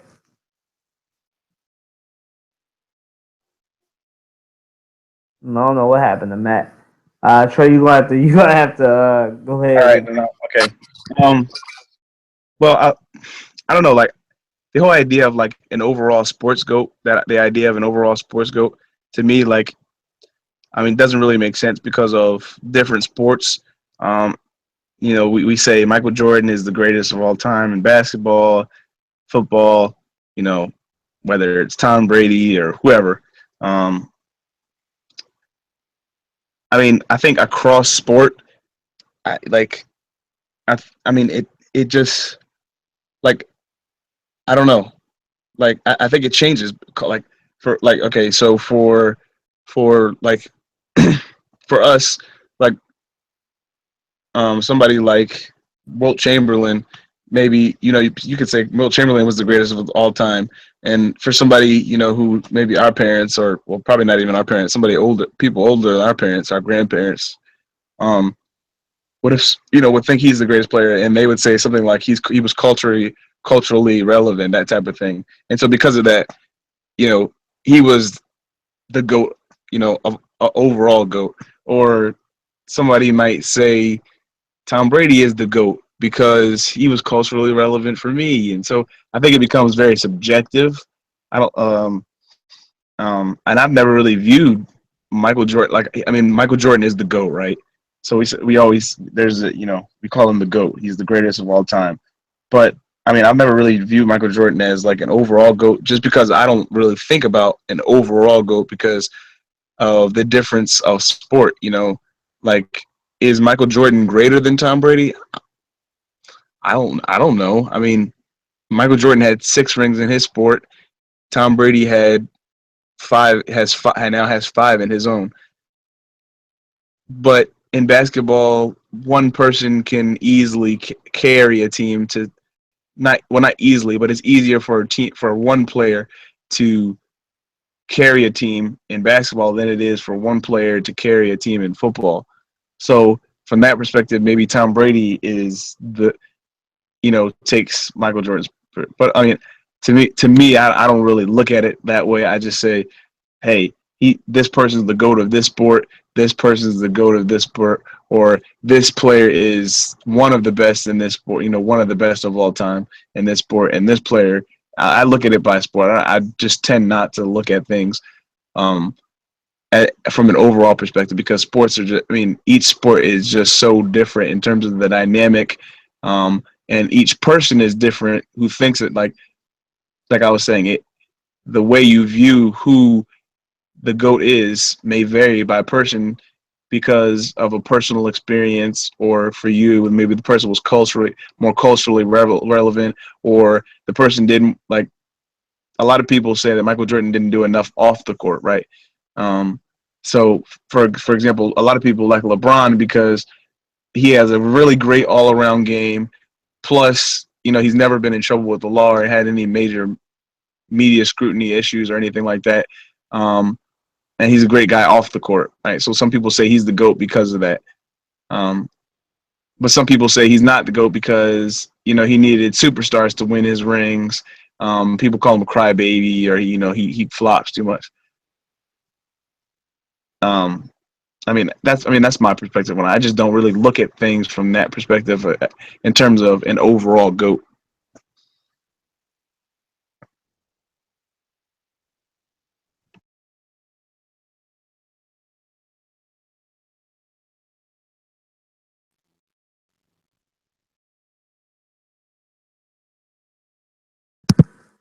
All right, it looks like Matt's back. So Matt, maybe I'll make an addendum to the question then.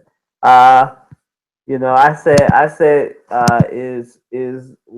can Tom Brady or LeBron James ever catch Michael Jordan as the overall sports GOAT? But I'll change it to say, will they ever catch Jordan respectively, whether that be in titles or in cultural significance? Go ahead, Matt. All right, let's start here. First of all, Brady, Jordan, two different athletes. Okay, basketball, one man can take over a game. Football, one man can take over a game. Only difference is with Tom Brady, he's a system quarterback. Okay, basically Belichick. Okay, I'm saying it. Bill Belichick or Belichick. You see, no matter who you plug in, as long they buy into the system, as long they work the system the right way, there's results in their success. So Tom Brady as an athlete, he's up there as, I hate to say it, is one of the top 5 greatest quarterbacks of all time, if not top 3. But as far as cultural significance, you got to give it to Jordan. I have to give it to Jordan because not only did he change the game, but literally you changed the style of play. The style of play changed because of him. If you look at basketball, from Wilt to Russell to Kareem to Magic, now you see influences. I'll take music, artistry basically has its influences, and sports is no different. Even for in baseball's cases, we all grew up to watching Ken Griffey Jr. and how he played the game, and he played like as if he was a 10-year-old kid all throughout his career. Not to mention, he finished his career batting, hitting 600 something home runs. And he has one of the best 5-tool athletes of all time. And he's a first ballot, almost unanimously voted into the Baseball Hall of Fame. Only one sucker didn't give him a first place vote. But other than that, there was once in a generation players can change a culture, but at the same time they also can change the game altogether. Now, I could go further back to the 60s to where the black athletes like Jim Brown, Russell, Ali, other guys. They were in the forefront of on the civil rights movement in the '60s, and they were the best in their respective sports. So they knew they had the stage and how to use it and how to harness it.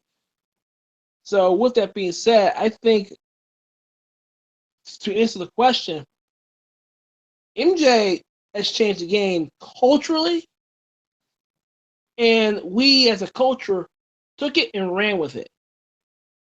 Now, given the fact that Tom Brady is Tom Brady, he got look, he's basically the all American quarterback.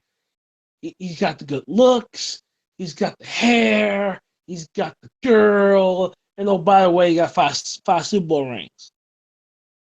But that's the all American. But it depends on who you talk to. It depends on what subset, what part of America you are in, and who.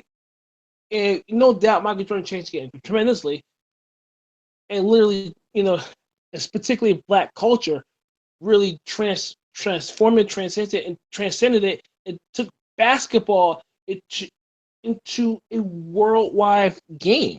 Literally, I mean, he was part of the dream team in '92, in the '92 Olympics. Literally blowing teams out. I was like Bird, Stockton was on the team, Malone was on the team, Barkley was on the team, I think Trucks was on the team. You look at the '92 team, and there was blowing guys out and to say, this is how you play basketball, bottom line.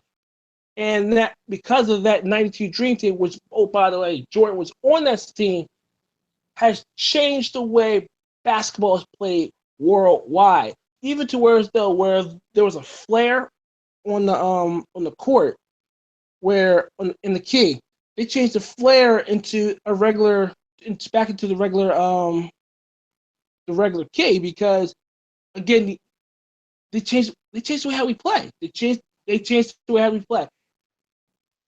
And with that being said, if you can change the game that much, and you have that much influence in the game, then you can change the culture that's around you. You have a lot of influence. How you use it, it's up to you.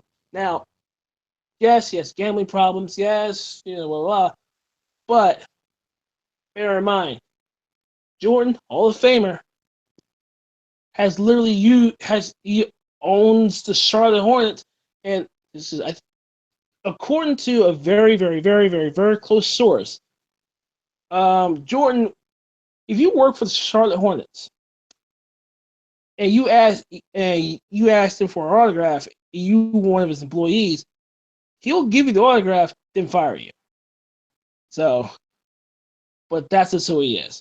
But other than that, to answer the question, because I was going on a tangent, Jordan has become a more significant force culturally than Brady at this juncture, because he's more of a marketable athlete right now, even after his career. I mean, the shoes are still selling, which, by the way, they're just recycled models. I'm sick of it. I'm sick of people trying to pass off these Jordans like as if it's the new. It's just the same damn color. Yes, there are new Jordans that are out now. He has his own line and this, that, and the third, which, okay, it is what it is. But come on. But even by the shoe alone, and we're talking about this mess, shows how how Michael Jordan has transcended this, not just the game of basketball, but just the culture itself, the clothing industry, the sports equipment industry. He's really transcended that. I mean, even Derek Jeter was under the Michael Jordan brand. Roy Jones was under contracted by Jordan. So literally, he has set the groundwork for it, for sure. And everybody else is following his footsteps because of it. So Jordan has more leverage, but Tom Brady, we have yet to see, because even though he's at the twilight of his career, and yes, he's going to get hurt again. Again. It remains to be seen at this point. So that's where we at as far as this argument is concerned.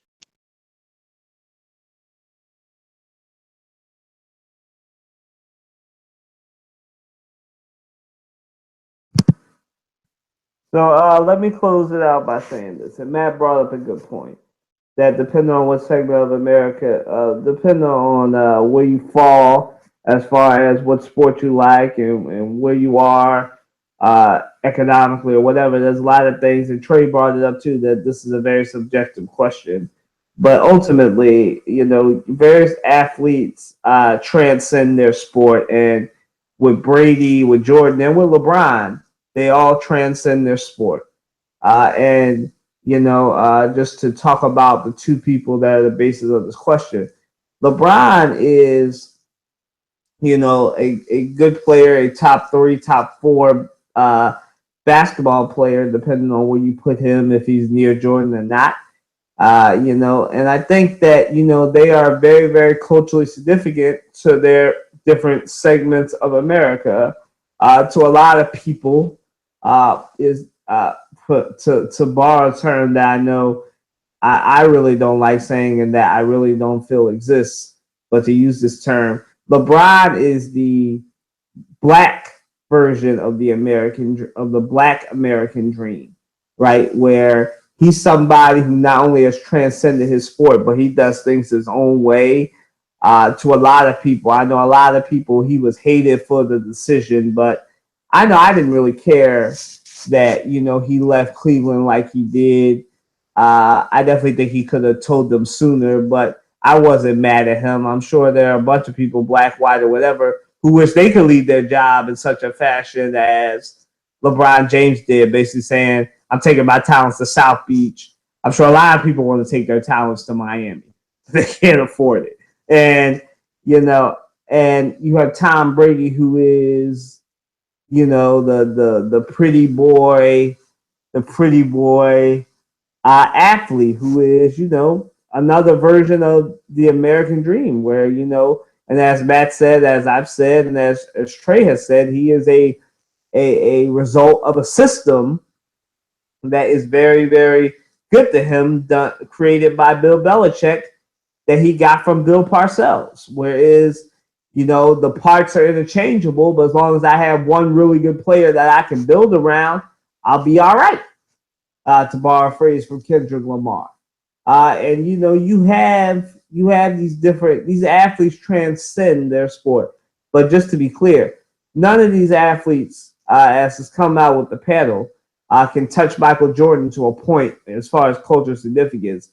As I've said, and I know this brings up disagreement amongst us, that to me, the only other athlete that's close is Serena Williams. And like I said, and Matt was probably out for this, but Serena Williams added to her cultural significance by playing pregnant. She played a game of tennis, a championship game at that, pregnant, and won. Michael Jordan had the flu game. Serena has her pregnancy game. Tom Brady had his miracle comeback game. So everybody got a game that they're known for. And, that athletes transcend. And I just find it very interesting that you have the black American version of the American dream being LeBron, and the version of the American dream that everybody else being Tom Brady. I find that very, very interesting. It was actually something that just came to me right now. So moving right along, guys, we are here. It's the finals. So we got a couple weeks before basketball starts. Basketball starts up again. Not a couple weeks. We got a few days before basketball starts up again. So we're gonna ask these questions before we wind up and coming to the end at our last 4 or so questions. So let's go. Let's get to the home stretch. So guys, do the Cavs have a chance against the Warriors? Go ahead, Matt.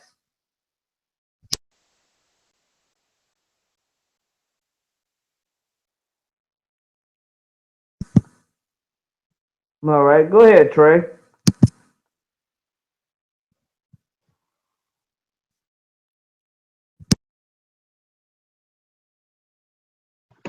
Say your question again.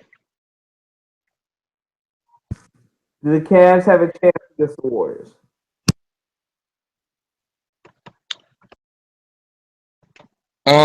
Yes. Yeah, I mean, as long as LeBron James is on the Cavs, they have a chance. Yeah. Um, and I think, I think we had this conversation about, a couple of podcasts ago about whether or not the Cavs were doomed in the playoffs. And what do you know? They're 11-1 in the playoffs. They started off 10-0, and had an opportunity. We had an opportunity to have. I mean, imagine this: we had an opportunity to have two teams that were 12-0 or started off 12-0 in the playoffs, and made it to the finals for three straight. And then on top of that, now we got the two of the same teams in the playoffs 3 straight years, and in the finals. So imagine that, having two teams that were going undefeated, and they have an opportunity to potentially go completely undefeated in the playoffs. Now, I don't see the Cavs getting swept, or not swept, but swept. I don't see the Cavs getting swept.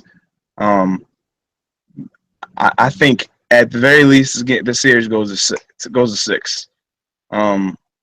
We all know that LeBron James has been able to one up Kevin Durant, so we know that's going to play a factor. The that little rivalry, however you want to put it, between Kevin Durant and LeBron James. The as Kylan mentioned, Kylan has consistently mentioned the idea of the Warriors and this series kind of being a revenge series. That's definitely going to play a factor in it. I think LeBron and his legacy, in terms of the idea of chasing Michael Jordan and just his legacy as potentially the greatest player of all time, is not on the line, but this could potentially solidify him as, even if he's not the greatest, he's definitely the second greatest. So there's that storyline, and everybody's healthy, and the Cavs have a much better bench than they did in previous years. So I mean, this is going to be a very interesting series. I think the series goes to 6 games at the very least. Like, it's either going to be it's somebody's going to either win in 6 or 7 games. I don't know who, but somebody's going to win in six. And like it, I don't know. Like, it seems like 6 games is like the one team. If somebody wins in 6 games, it seems like the team still, one team, whoever won, still like kind of dominated a little bit. But if you think, I mean, there's only one less game than a 7-game series. So I mean, if the Cavs lose in 6 games, I mean, it's not like they played against a bad team, and I don't think that really detracts from LeBron's legacy. But if the Cavs win and they're able to beat the same, this Warriors team with 4 All-Stars on the same team, LeBron's legacy, I mean, excuse me, his legacy goes through the roof, man. I mean, that's incredible. I mean, this will be his, if the Cavs can win, this is LeBron's 4th ring, and he's in Jordan territory. I mean, he's already pushing himself into Jordan territory now, but with 4 rings, he's really putting himself there. And if he's not putting himself in Jordan category or territory, he's definitely putting himself in Kobe territory at this point. That's always been a debate whether or not LeBron is better than Michael Jordan, and I try to stay away from that debate. But I'll tell you this: if he's not better than Jordan, he's better than Kobe if he wins this year. I'll tell you that. So I mean, that's what I think about the series. It's gonna be a good series no matter what. It's no less than 6 games. I don't know who will win, but it's gonna be either 6 or 7 games.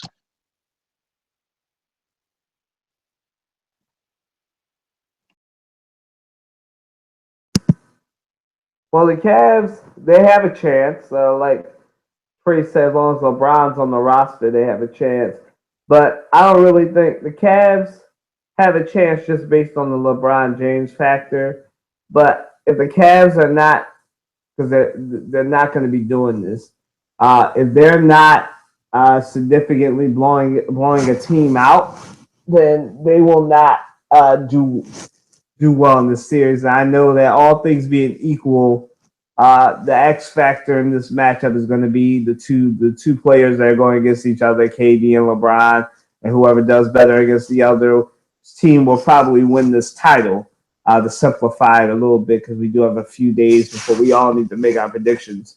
But I think for the Cavaliers, the biggest thing for them, and it's something that showed up when they lost that one game against the Celtics, is their defense. And their defense, their defense and lack thereof. We talked about this on this podcast before, that this is literally the weakest team outside of that Cavaliers team that got swept by the Spurs.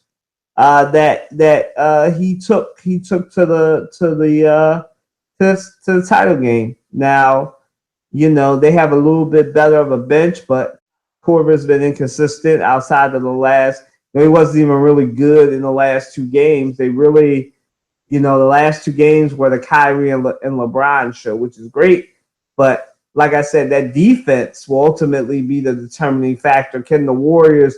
Basically, the question is going to be this: Can all things being equal, even with LeBron James, the Warriors? That's why they wouldn't got Kevin Durant for an answer to LeBron James. So all things being equal, the Cavaliers have to rely on their defense. And if the Cavaliers have to rely on their defense and they're not able to get into the paint a lot, which I don't see them being able to do, especially now that the Warriors have, something that they didn't have last year, two very solid big men with Zaza Pachulia. I know a lot of people laughed when the Warriors picked up Pachulia and McGee, but McGee has been balling all playoffs, and Pachulia, even though he was known for that, depending on what you think of it, is all depends on your perspective, but that dirty or non-dirty play against Kawhi, but he's been pretty solid. And, all things being equal, this is going to come down to defense.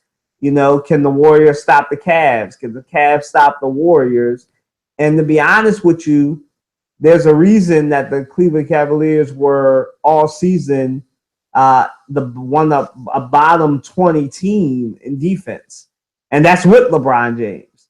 So, I think that that's going to show up, and they definitely will not be blowing the Warriors out by 40 points, 22 points, 32 points in a game. So, and I definitely think that going along with what Trey said, this is a redemption year. And if you think that, like I said, what we've seen in the sports world so far this year in the fifth month of 2017 is that this is a redemption year. UNC got the title after they lost devastatingly last year. Clemson got the title after they lost devastatingly last year. So continuing with the trend, I definitely think the Warriors have a lot working for them. Now, I'm not ready to make my prediction yet. But the Warriors, it'll definitely go 6 games. I agree with Trey on that, 6 or 7. And we'll see ultimately what happens there. But I definitely think that for anyone who thinks that LeBron and Kyrie and Kevin Love are going to cover up the weaknesses of this team, there's no good offense that can cover up a horrible defense.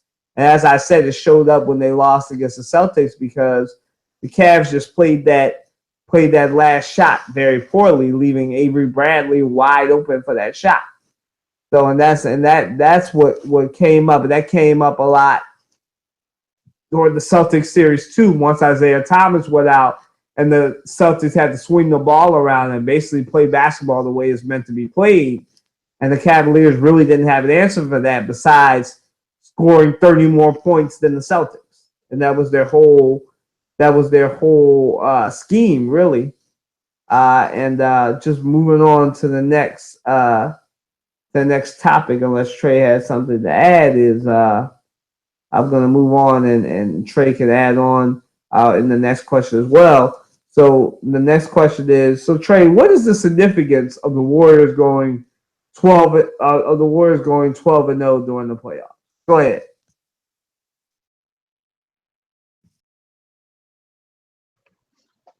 Well, as far as I know, there has not been a team that's gone 16-0 in the playoffs. I think the Lakers, I think it was the '01 Lakers. I think the year that the Sixers and the Lakers played. I think they went 15-1. I believe. Um, if they were able to do that, go 16-0, I think that would be. I mean, that's a feat. Um, but we have this argument about parity and everything in the NBA and all that. And um, I mean, I see it as something. I mean, that's great and all. And I mean, I, I don't think it would have happened though if Kawhi Leonard was healthy. Um, I mean, I think they would have had at least 3 losses by now. I mean, that Spurs series probably would have went to six games, um, maybe even 7. But at least, I mean, with Kawhi Leonard on the court, the Spurs are just a completely different team. I saw a stat at the end of Game 5, or excuse me, at the end of Game 4, that said like when Kawhi Leonard was on the court for that short period during game 1, they were like plus what it was 25 or whatever. When he wasn't on the court, they were like minus like 90 or something like that. So I mean, the impact that Kevin or Kawhi Leonard had on the court while they were on the court against the Warriors was tremendous. So I mean, is it significant? But I highly doubt. I think it is significant, but I highly doubt that they'd be 12-0 if Kawhi Leonard hadn't got injured. And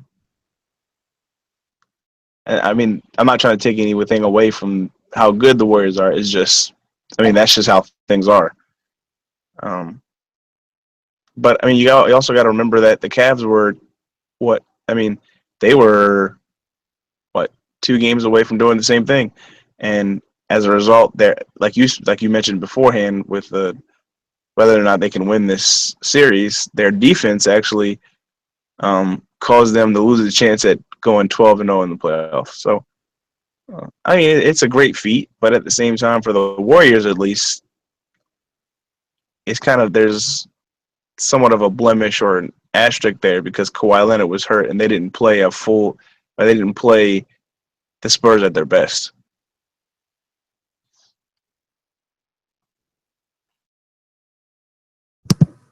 Matt, questions to you. What's the significance of the Warriors going 12-0 during the playoffs? Go ahead. It's a big significance, actually. You believe in when you go 12-0, you dominated. You dominated everyone in front of you. And if I'm Cleveland, honestly, my thing is simply this. Okay. I will have to respect the fact that you won 12 games to get to the finals, and that in itself is not an easy feat. But however, you 12-0, you will have to get respect. So it does make for an interesting series because the question remains: can they go 4 straight games through Cleveland? I mean, that's my thing. Can they go 4 straight games through Cleveland? Which I don't think that'll happen. But if they do, I mean, that's a feat by itself, which could also raise more questions as to why Cleveland laid down. But that's neither here nor there. So with that being said, so here you go. You beat I forgot who played in the first round, but I think it's Utah. You went through that. You went. I forgot. You went through Houston. Went through that. You went through even San Antonio when they lost pretty much 3 key players, and to Trey's point, we're off a little bit. Warriors would have won the series anyway, but they would have won at least 2 games, stole a game or 2 from Golden State. But due to injury, they went through San Antonio like it was through butter. Gone. So now we're at Cleveland. Do I expect them to go through Cleveland 4-0? No. However, you have to respect them. Even though Cleveland are still the champs, if I'm Cleveland, I have to respect the fact that they are 12-0 in the playoffs right now, and they are rested. What pretty much more rested than Cleveland, than we are in Cleveland. So, believe it or not, we coming into the season where everybody was worried about the Warriors' depth and everything else. Well, guess what? Question answered. They're here in the finals for a third time. And oh, by the way, yes, I'll be watching this as well because it's great theater. It's great theater. So I'm gonna say this: it's worth watching. Bottom line.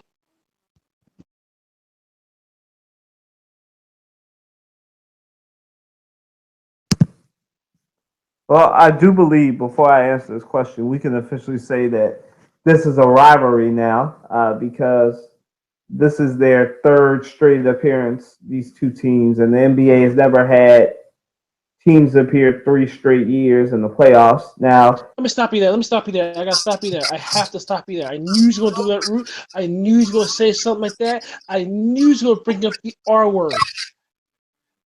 We're close to it, but still, let it play out before we use the R word here. Because I'll be honest with you, good storyline, but I'm not using the R word. man, it's a rivalry, just sheerly based on what just happened with them facing 3 straight times, and the fact of like this, the Celtics and Lakers couldn't even do this when they were facing each other. They actually had a couple of years in between the last time that they played each other because they didn't appear. They appeared 6 times, not consecutively, during those years of dominance that everyone wants to go back to, where the finals was the same thing for 6 straight years. We're not 6 years, not 6 straight years, 6 years where you had the Celtics and the Lakers, and that became a rivalry surely because those teams kept bumping heads during the finals, and that's where we are. We have two teams that are dominant and that are meeting, and what's the significance of the 12-0 record? It just says what I've been saying since the season started, that and Matt echoed it, and so has Trey, that this is the Warriors since LeBron did to them what he did to them last year, have been seething, waiting for LeBron James and them. Going through the trolling all year. They went and got Kevin Durant to be the LeBron James, to be the answer to LeBron James. Don't necessarily have to stop him. Just be the answer. Every time he scores, you score. That's what they brought him there for, to be the answer to LeBron James, pun intended. And to be that. And if I'm Cleveland, I'm not only taking pause and respecting it, but I'm scared. Like if I'm you never actually want to be scared of a team, but it just shows something. Like I said, the Warriors now are a better team than they were last year. That's impossible to say. We talked about this on this podcast before. They are better defensively now than they were last year. And the only real difference is Kevin Durant and having two healthy big men in JaVale McGee and a relatively healthy one in Zaza Pachulia. And by the way, quiet as it's kept, JaVale McGee's been balling since he became a Golden State Warrior. As a matter of fact, those last 2 games in San Antonio, even though it was a sweep, a lot of that was because JaVale McGee was balling. So much so that they put him in the starting lineup in game 3, and he basically scored 12 points, almost a lot of points by himself. So the Warriors, they definitely have a bench now. They've always had a bench, but they're younger, they're deeper, They have Patrick McCall and a lot of other people just coming off the bench, draining threes. Like the depth is real. Now Cleveland has a little bit of a bench themselves, but they're all old and never have been to this moment before. So you have Kyle Korver. He's never been to a finals. You have Darren Williams, never been to a finals. So you have all these different things. And for Cleveland, I'm really worried because that defense is a liability. Like the whole reason they lost that game to the Celtics wasn't because of LeBron James having a bad game, because they were still in that game, regardless of the fact they only scored 11 points. They lost that game because they left Avery Bradley wide open because they suck at defense. And this is one thing that a lot of LeBron apologists, I was not even going to say LeBron apologists, that a lot of people don't understand. This, again, is the weakest. And this is the realest analysis you're ever going to get, because everybody, even in basketball, even when they play, I'm shocked that nobody points this out. That this is the weakest defensive team that LeBron has ever taken to the playoffs. I know I've said that once before, but it needs to be pointed out that this is the weakest defensive team they've ever had. Now back to this 12-0. This 12-0 is significant because this shows the Warriors' hunger to get back here. This shows that they weren't playing, that they're trying to be dominant, and that they will, that if you give them a chance, they will break your heart. So I mean, this is what you want, man. A dominant team who wants it, who's hungry, who wants to be redeemed.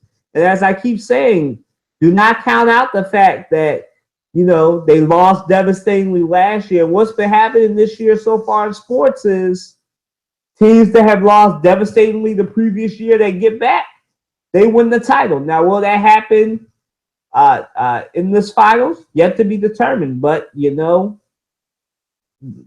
trend is on the Golden State Warriors side. We'll see what happens, but this 12-0 is significant because no one has been able to do it. Now, will they go 16-0? Probably not, but they'll probably end up going 15-2, and it'll go 6 or 7.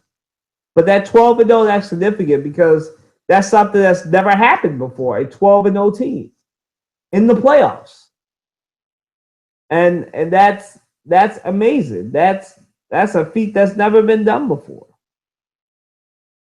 We're gonna move on to our next one because it's all finals dominated now. So guys, if the Warriors win the title, is KD's legacy hurt by the win? Trey and Matt know why I'm laughing. I wish Rob was here, our resident person who's been on Facebook and Twitter telling us why KD ruined the league. But I want to get the fellas' opinion. Go ahead, y'all. Go ahead, Matt.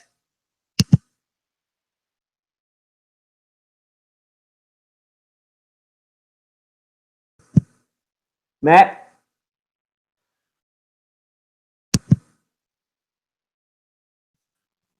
Okay, look, I'm having technical difficulties up the wazoo. If I conk out, it's because of it. Here you go. KD doesn't ruin the league. He hasn't. In fact, you know what? Kylie brought a good point. I'll admit the fact that he Crow won this. Golden State did what they're supposed to do. On the fact that you lost to Cleveland, on the fact that you had the most wins in NBA history, you have a historic season in Steph Curry, and you wasted it on Cleveland, and they beat you.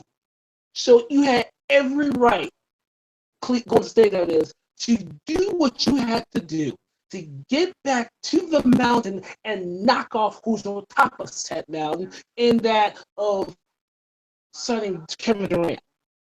Watch this. I think it was, I believe, Twitter. I saw on Twitter saying that win or lose, he will make the same decision again. And I don't blame him because Never mind the fact that you want to win it. Never mind the fact that you trying to win the title for yourself, but the fact that you want to get back on that mountain and stay on that sad mountain, and you want to redeem yourself from the fact of the matter of you kind of wasted a historic season. And everybody in their mind was so worried about, well, I want LeBron to win another championship. I want Cleveland to do the win for Cleveland. It's cute. It's cool, whatever. But I'm gonna stay on the evil side because history was there and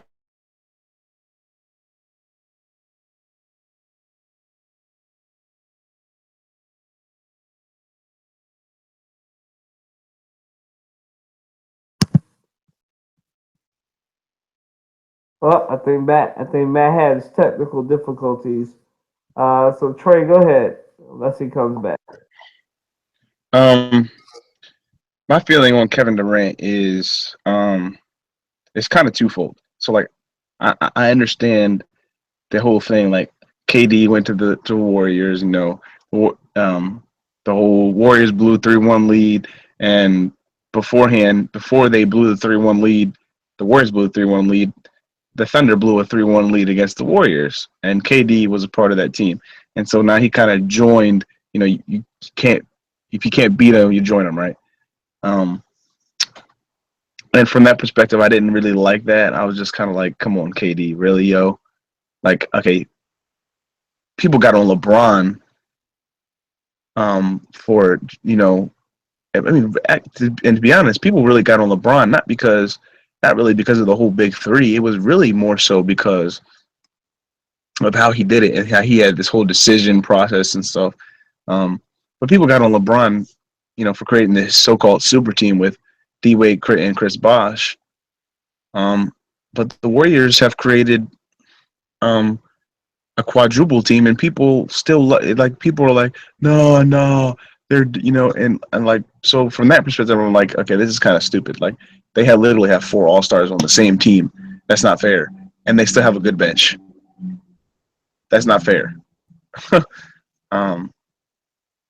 They literally set a record.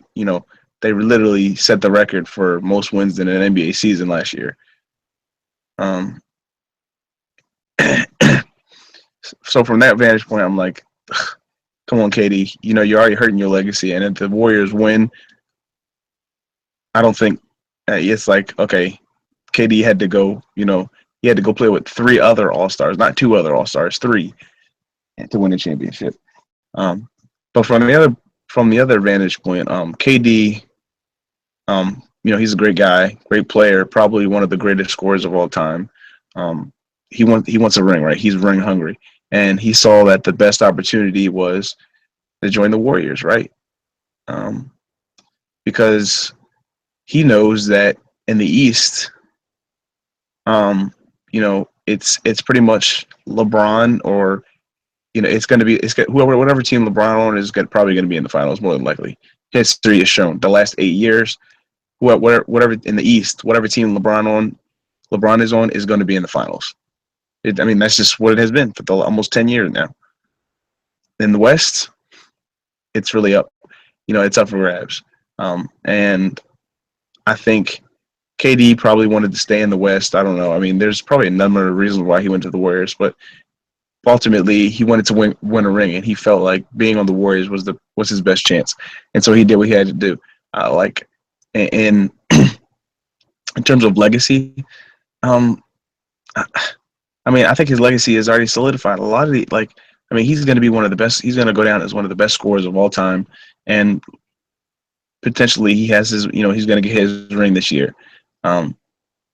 So, when you look at the record books, nobody's going to see that. It's just going to say Kevin Durant. That he was a part of the 2016-17 Golden State Warriors, and he won a ring.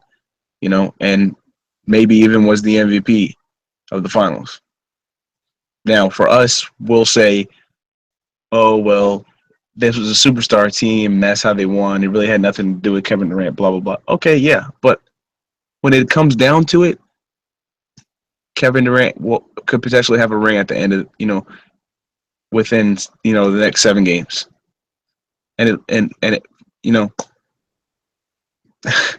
at the end of the day, there's not going to be a blemish or an asterisk next to his name in terms of his achievements. It's just going to say Kevin Durant won championship. So, I mean, what can you say? Same thing with LeBron. Like, nobody's going to say with LeBron's 3 championships, oh, there's not even going to be an asterisk next to it saying, oh, Warriors blew 3-1 lead. And when he was in Miami, it's not going to say, oh, he played with 2 other All-Stars. It's going to say that he won. It says LeBron James, 3-time NBA championship, however many MVPs, however many scoring it's just going to list his achievements. There's no asterisk or anything next to it. Same thing with KD. So, I mean, in terms of his legacy in the record book, I mean, it's there, and he's going to go down as one of the greatest scorers of all time. On the other hand, people are going to look at him and say, well, he had to deal with 3 other All-Stars, but who really cares? I mean, you look at other. I mean, it's not like Michael Jordan played with Scottie Pippen, who's probably he's one of the top 50 players of all time, or maybe top 100, wherever you want to place him. He played with Steve Kerr, who's one of the best shooters of all time, and Dennis Rodman, who's one of the greatest rebounders of all time. So, I mean, every player who's ever won a championship, you can look at and make a reason why, making excuses for why they won a championship. Shaq played with Kobe. I mean, there's an excuse for everybody. I mean, the Celtics. Nobody. I mean, everybody looks at the Celtics. Nope. Like, who talks about the Celtics and says, "Oh, they were a big 3," and Kevin Garnett's ring isn't. It means less because he played with the best 3-point shooter of all time and Rondo in his prime. Nobody says that. Oh, everybody says, "Hey, they beat Kobe. They beat Kobe Bryant's Lakers."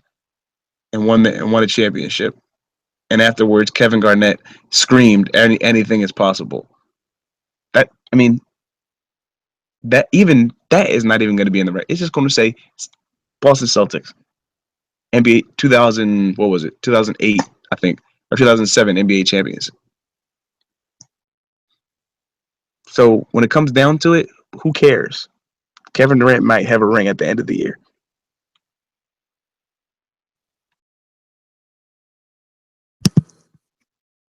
Well, Trey preached. Hashtag preached. He went through a lot of my synopsis going through the super teams in the NBA. A lot of them weren't called super teams. That's what they basically were. Talking about the Celtics of 07. Talking about the Celtics back when Bird, Parrish, and all of them were together. He just went through all the super teams. So I'm not even going rehash that. But let me just say this. Kevin Durant has not diminished his legacy. It is not his fault that that a lot of people perceive parity, and parity is a word that I hate because there's no such thing as parity. Just like there's no parity in college basketball because the championship game winds up being the powerhouses in the NCAA. So it is with the NBA finals. With the NBA playoffs. The NBA finals has been the same finals for 3 years, and somebody pointed it out on Facebook or Twitter that from 1990 to 2015, 10 out of those 15 years, the title game, the Spurs won five of those titles within the last 15 years. I think there was a stat recently that last year or the year before last was the first time that there wasn't a final with Dwayne Wade, Kobe Bryant, or Tim Duncan in it. So that should just tell you that there is no parity in basketball. Like, the playoffs may be competitive, but it still winds up being the basketball powerhouses of the championship game. So there is no parity. Anybody that tells you there's parity in the NBA is lying. There is no parity in the NBA. There was a time when a lot of people say they want the days of old where it was the Celtics and the Lakers. There was no parity back then either. 6 years, 8 years, matter of fact, because I looked it up. There were 8 years where the finals matchup was the same finals matchup. In those 8 years, it was the Lakers and the Celtics. I didn't hear anybody, and I wasn't alive, but I doubt anybody was complaining about parity back then because there's no such thing as parity in basketball. Now to the question at hand. If the Warriors win a ring, will it hurt KD's legacy? No.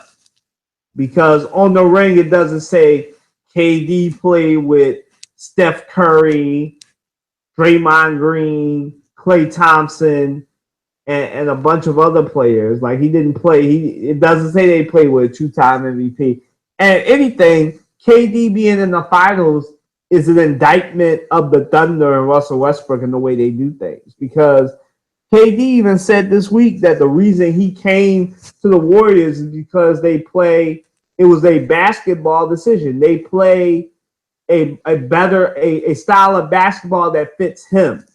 Now, that's an indictment. Just that quote is an indictment of the Thunder because it's basically saying that Kevin Durant didn't believe that he would beat the Warriors with the way they play basketball in Oklahoma City.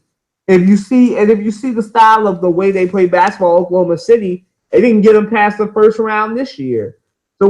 So in the West, you got to go through Golden State if you're going to make it to the final. So if your team is not built to be Golden State, then you're not going to make it to the finals. So as Trey said, you can't beat them, join them. A lot of people upset because, and this is the funny thing, a lot of people are upset because KD left, but a lot of people were silent when LeBron James did the same thing. Now, LeBron James has 3 championships. All those championships were won on super teams. 2 with Dwayne Wade and Chris Bosh, 1 with Kyrie, LeBron, and Kevin Love. LeBron James has won not by himself. He's won on super teams. He's not the first one. Magic Johnson won all his titles on super teams. Bill Russell didn't have a super team. It was just him, 12-0. Michael Jordan, not really a super team, but he had Scottie Pippen, Horace Grant, and a bunch of other people who wind up being Hall of Famers.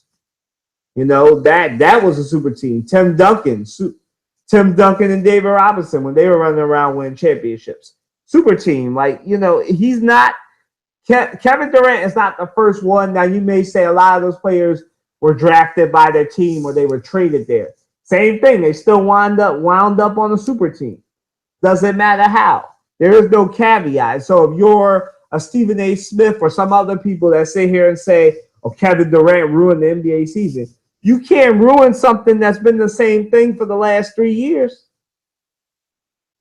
You really can't. That just says that there are 2 really good teams that you have to get through to get to the finals on both sides.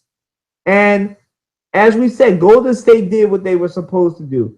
They went, made their rival weaker by recruiting Kevin Durant. That's what you do.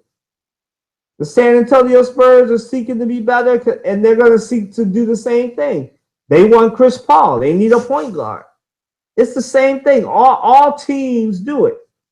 So it's nothing new. And no, it's not going to hurt KD's legacy. It's ridiculous to even say that. Anybody that says that doesn't, I won't say they don't know basketball, but, that's what it is. If I'm Kevin Durant, I would rather be a legend with a ring than be the Allen Iverson, the Charles Barkley, and the Karl Malone of my draft class where everybody got a ring but me.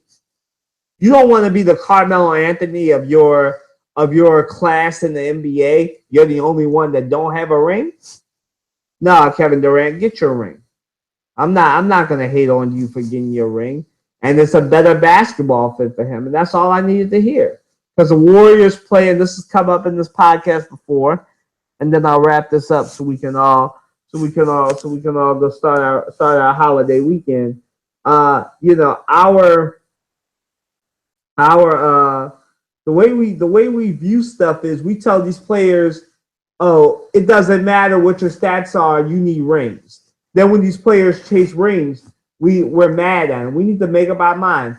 Kevin Durant, like I said, he didn't want to be an Allen Iverson. He didn't want to be a Charles Barkley. He didn't want to be a Karl Malone. All those numbers, and the only ring you have to show for it is your Hall of Fame ring. No, he wants some hardware. He wants a title. More power to him. No, it doesn't hurt. It's just like with your college degree. Your college degree doesn't say how long it took you to get the degree. It just says, blah, blah, blah, got a college degree from this school. The same thing. Get your ring, Kevin Durant. It doesn't hurt your legacy. All right, moving on to the final take. And before I get here with my hot take, we want to say that the crossover sports family sends our prayers and condolences to all the people who lost their lives senselessly this week at an Ariana Grande concert in Manchester, England. And we also want to send our prayers and condolences to all the people affected by an ISIS attack earlier today on Coptic Christians going to church on a Friday morning. It's a senseless world. It's unbelievable what's going on. You're not safe on a bus. You're not safe going to a concert. Senseless loss of life of young girls and people and teenagers and stuff who are going to be traumatized because of what happened. Because some crazed person crazed people decided to attack their bus and attack the stadium that they were in to see a concert. Senseless. So on to the final take. LeBron James. Before I get into this, I like LeBron James. I think he's a great player and everything, but I'm realistic. LeBron James has about 2 to 3 years left of his prime. Now, LeBron James this year, he was unbelievable, doing stuff that not a lot of people do at 32 years old. He was having a good jump shot. He was having a efficient year. He had an efficient year this year where he was averaging about 28 points a game, about 7 assists, about 9 rebounds. He was having a very good MVP-like game. It was even more impressive because he was more efficient shooting the basketball. He wasn't just relying on his paint game anymore. He was having an outside game. And as Trey will tell you, and a lot of people will tell you, especially if you play NBA 2K, the game tells you and the announcers tell you that as you get into your 30s and everything, when you're not jumping as high as you used to, and you're not there, you need a jump shot. You need to keep yourself viable in this league, and that's what LeBron James is doing. LeBron James is, and people have seen it during the playoffs. He's shooting a jump shot more than he is going down low. Now he still will go down low and be a bully. He's a physical freak, but he's showing his age a little bit. He can't do what he used to do. Even those blocks haven't been seen as much as we saw him last year and the year before that in the playoffs. So LeBron James is at the point in his career at 32. He's been relatively healthy, but as you get older and the way LeBron James plays. Now, before I say this, I'm not wishing injury on anybody, but we are going to start to see a decline within these next 2 to 3 years of LeBron James. Doesn't mean a physical decline, but we will start seeing a decline because 33, 34 was around the time Kobe Bryant started getting injured. He had his Achilles injury. He had an ankle injury before that. That's Dwayne Wade. This is about the time when he started getting injured a lot. Trey will remember that because that was the Miami Heat years where he was still trying to do too much at his age, in his early 30s. And like I said, LeBron James has 2 to 3 years left of his prime before he'll have to reinvent himself and maybe not be as maybe we won't see those highlight dunks or highlight blocks. Maybe they'll become more of a rarity as LeBron James starts entering the twilight of his career. He's played 16, 17 years. Even Kobe and Michael didn't make it past 20. Tim Duncan didn't make it past 20. So he's at that point where he's only got about 3 years left, and it'll become Kevin Durant and Steph Curry's league.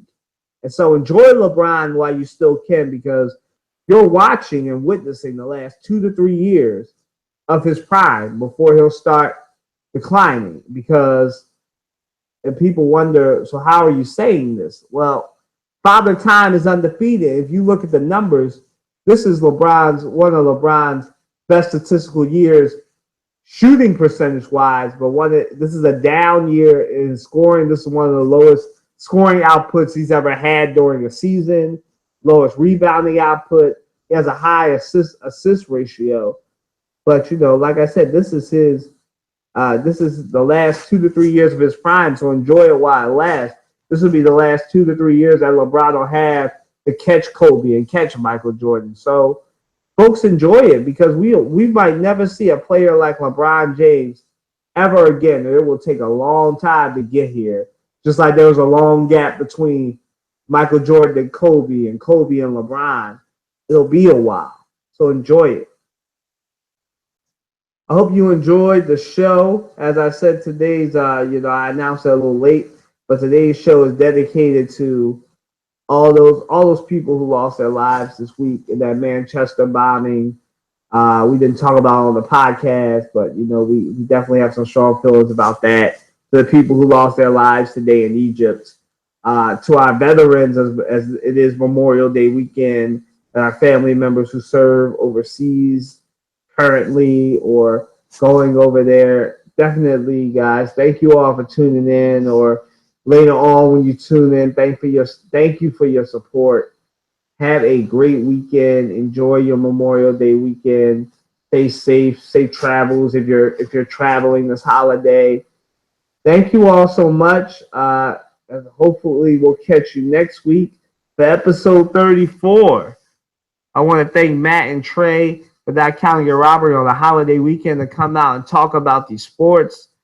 Thank you guys so much, as we do have a busy weekend this weekend and everything. But anyway, enjoy your Memorial Day weekend. Deuces.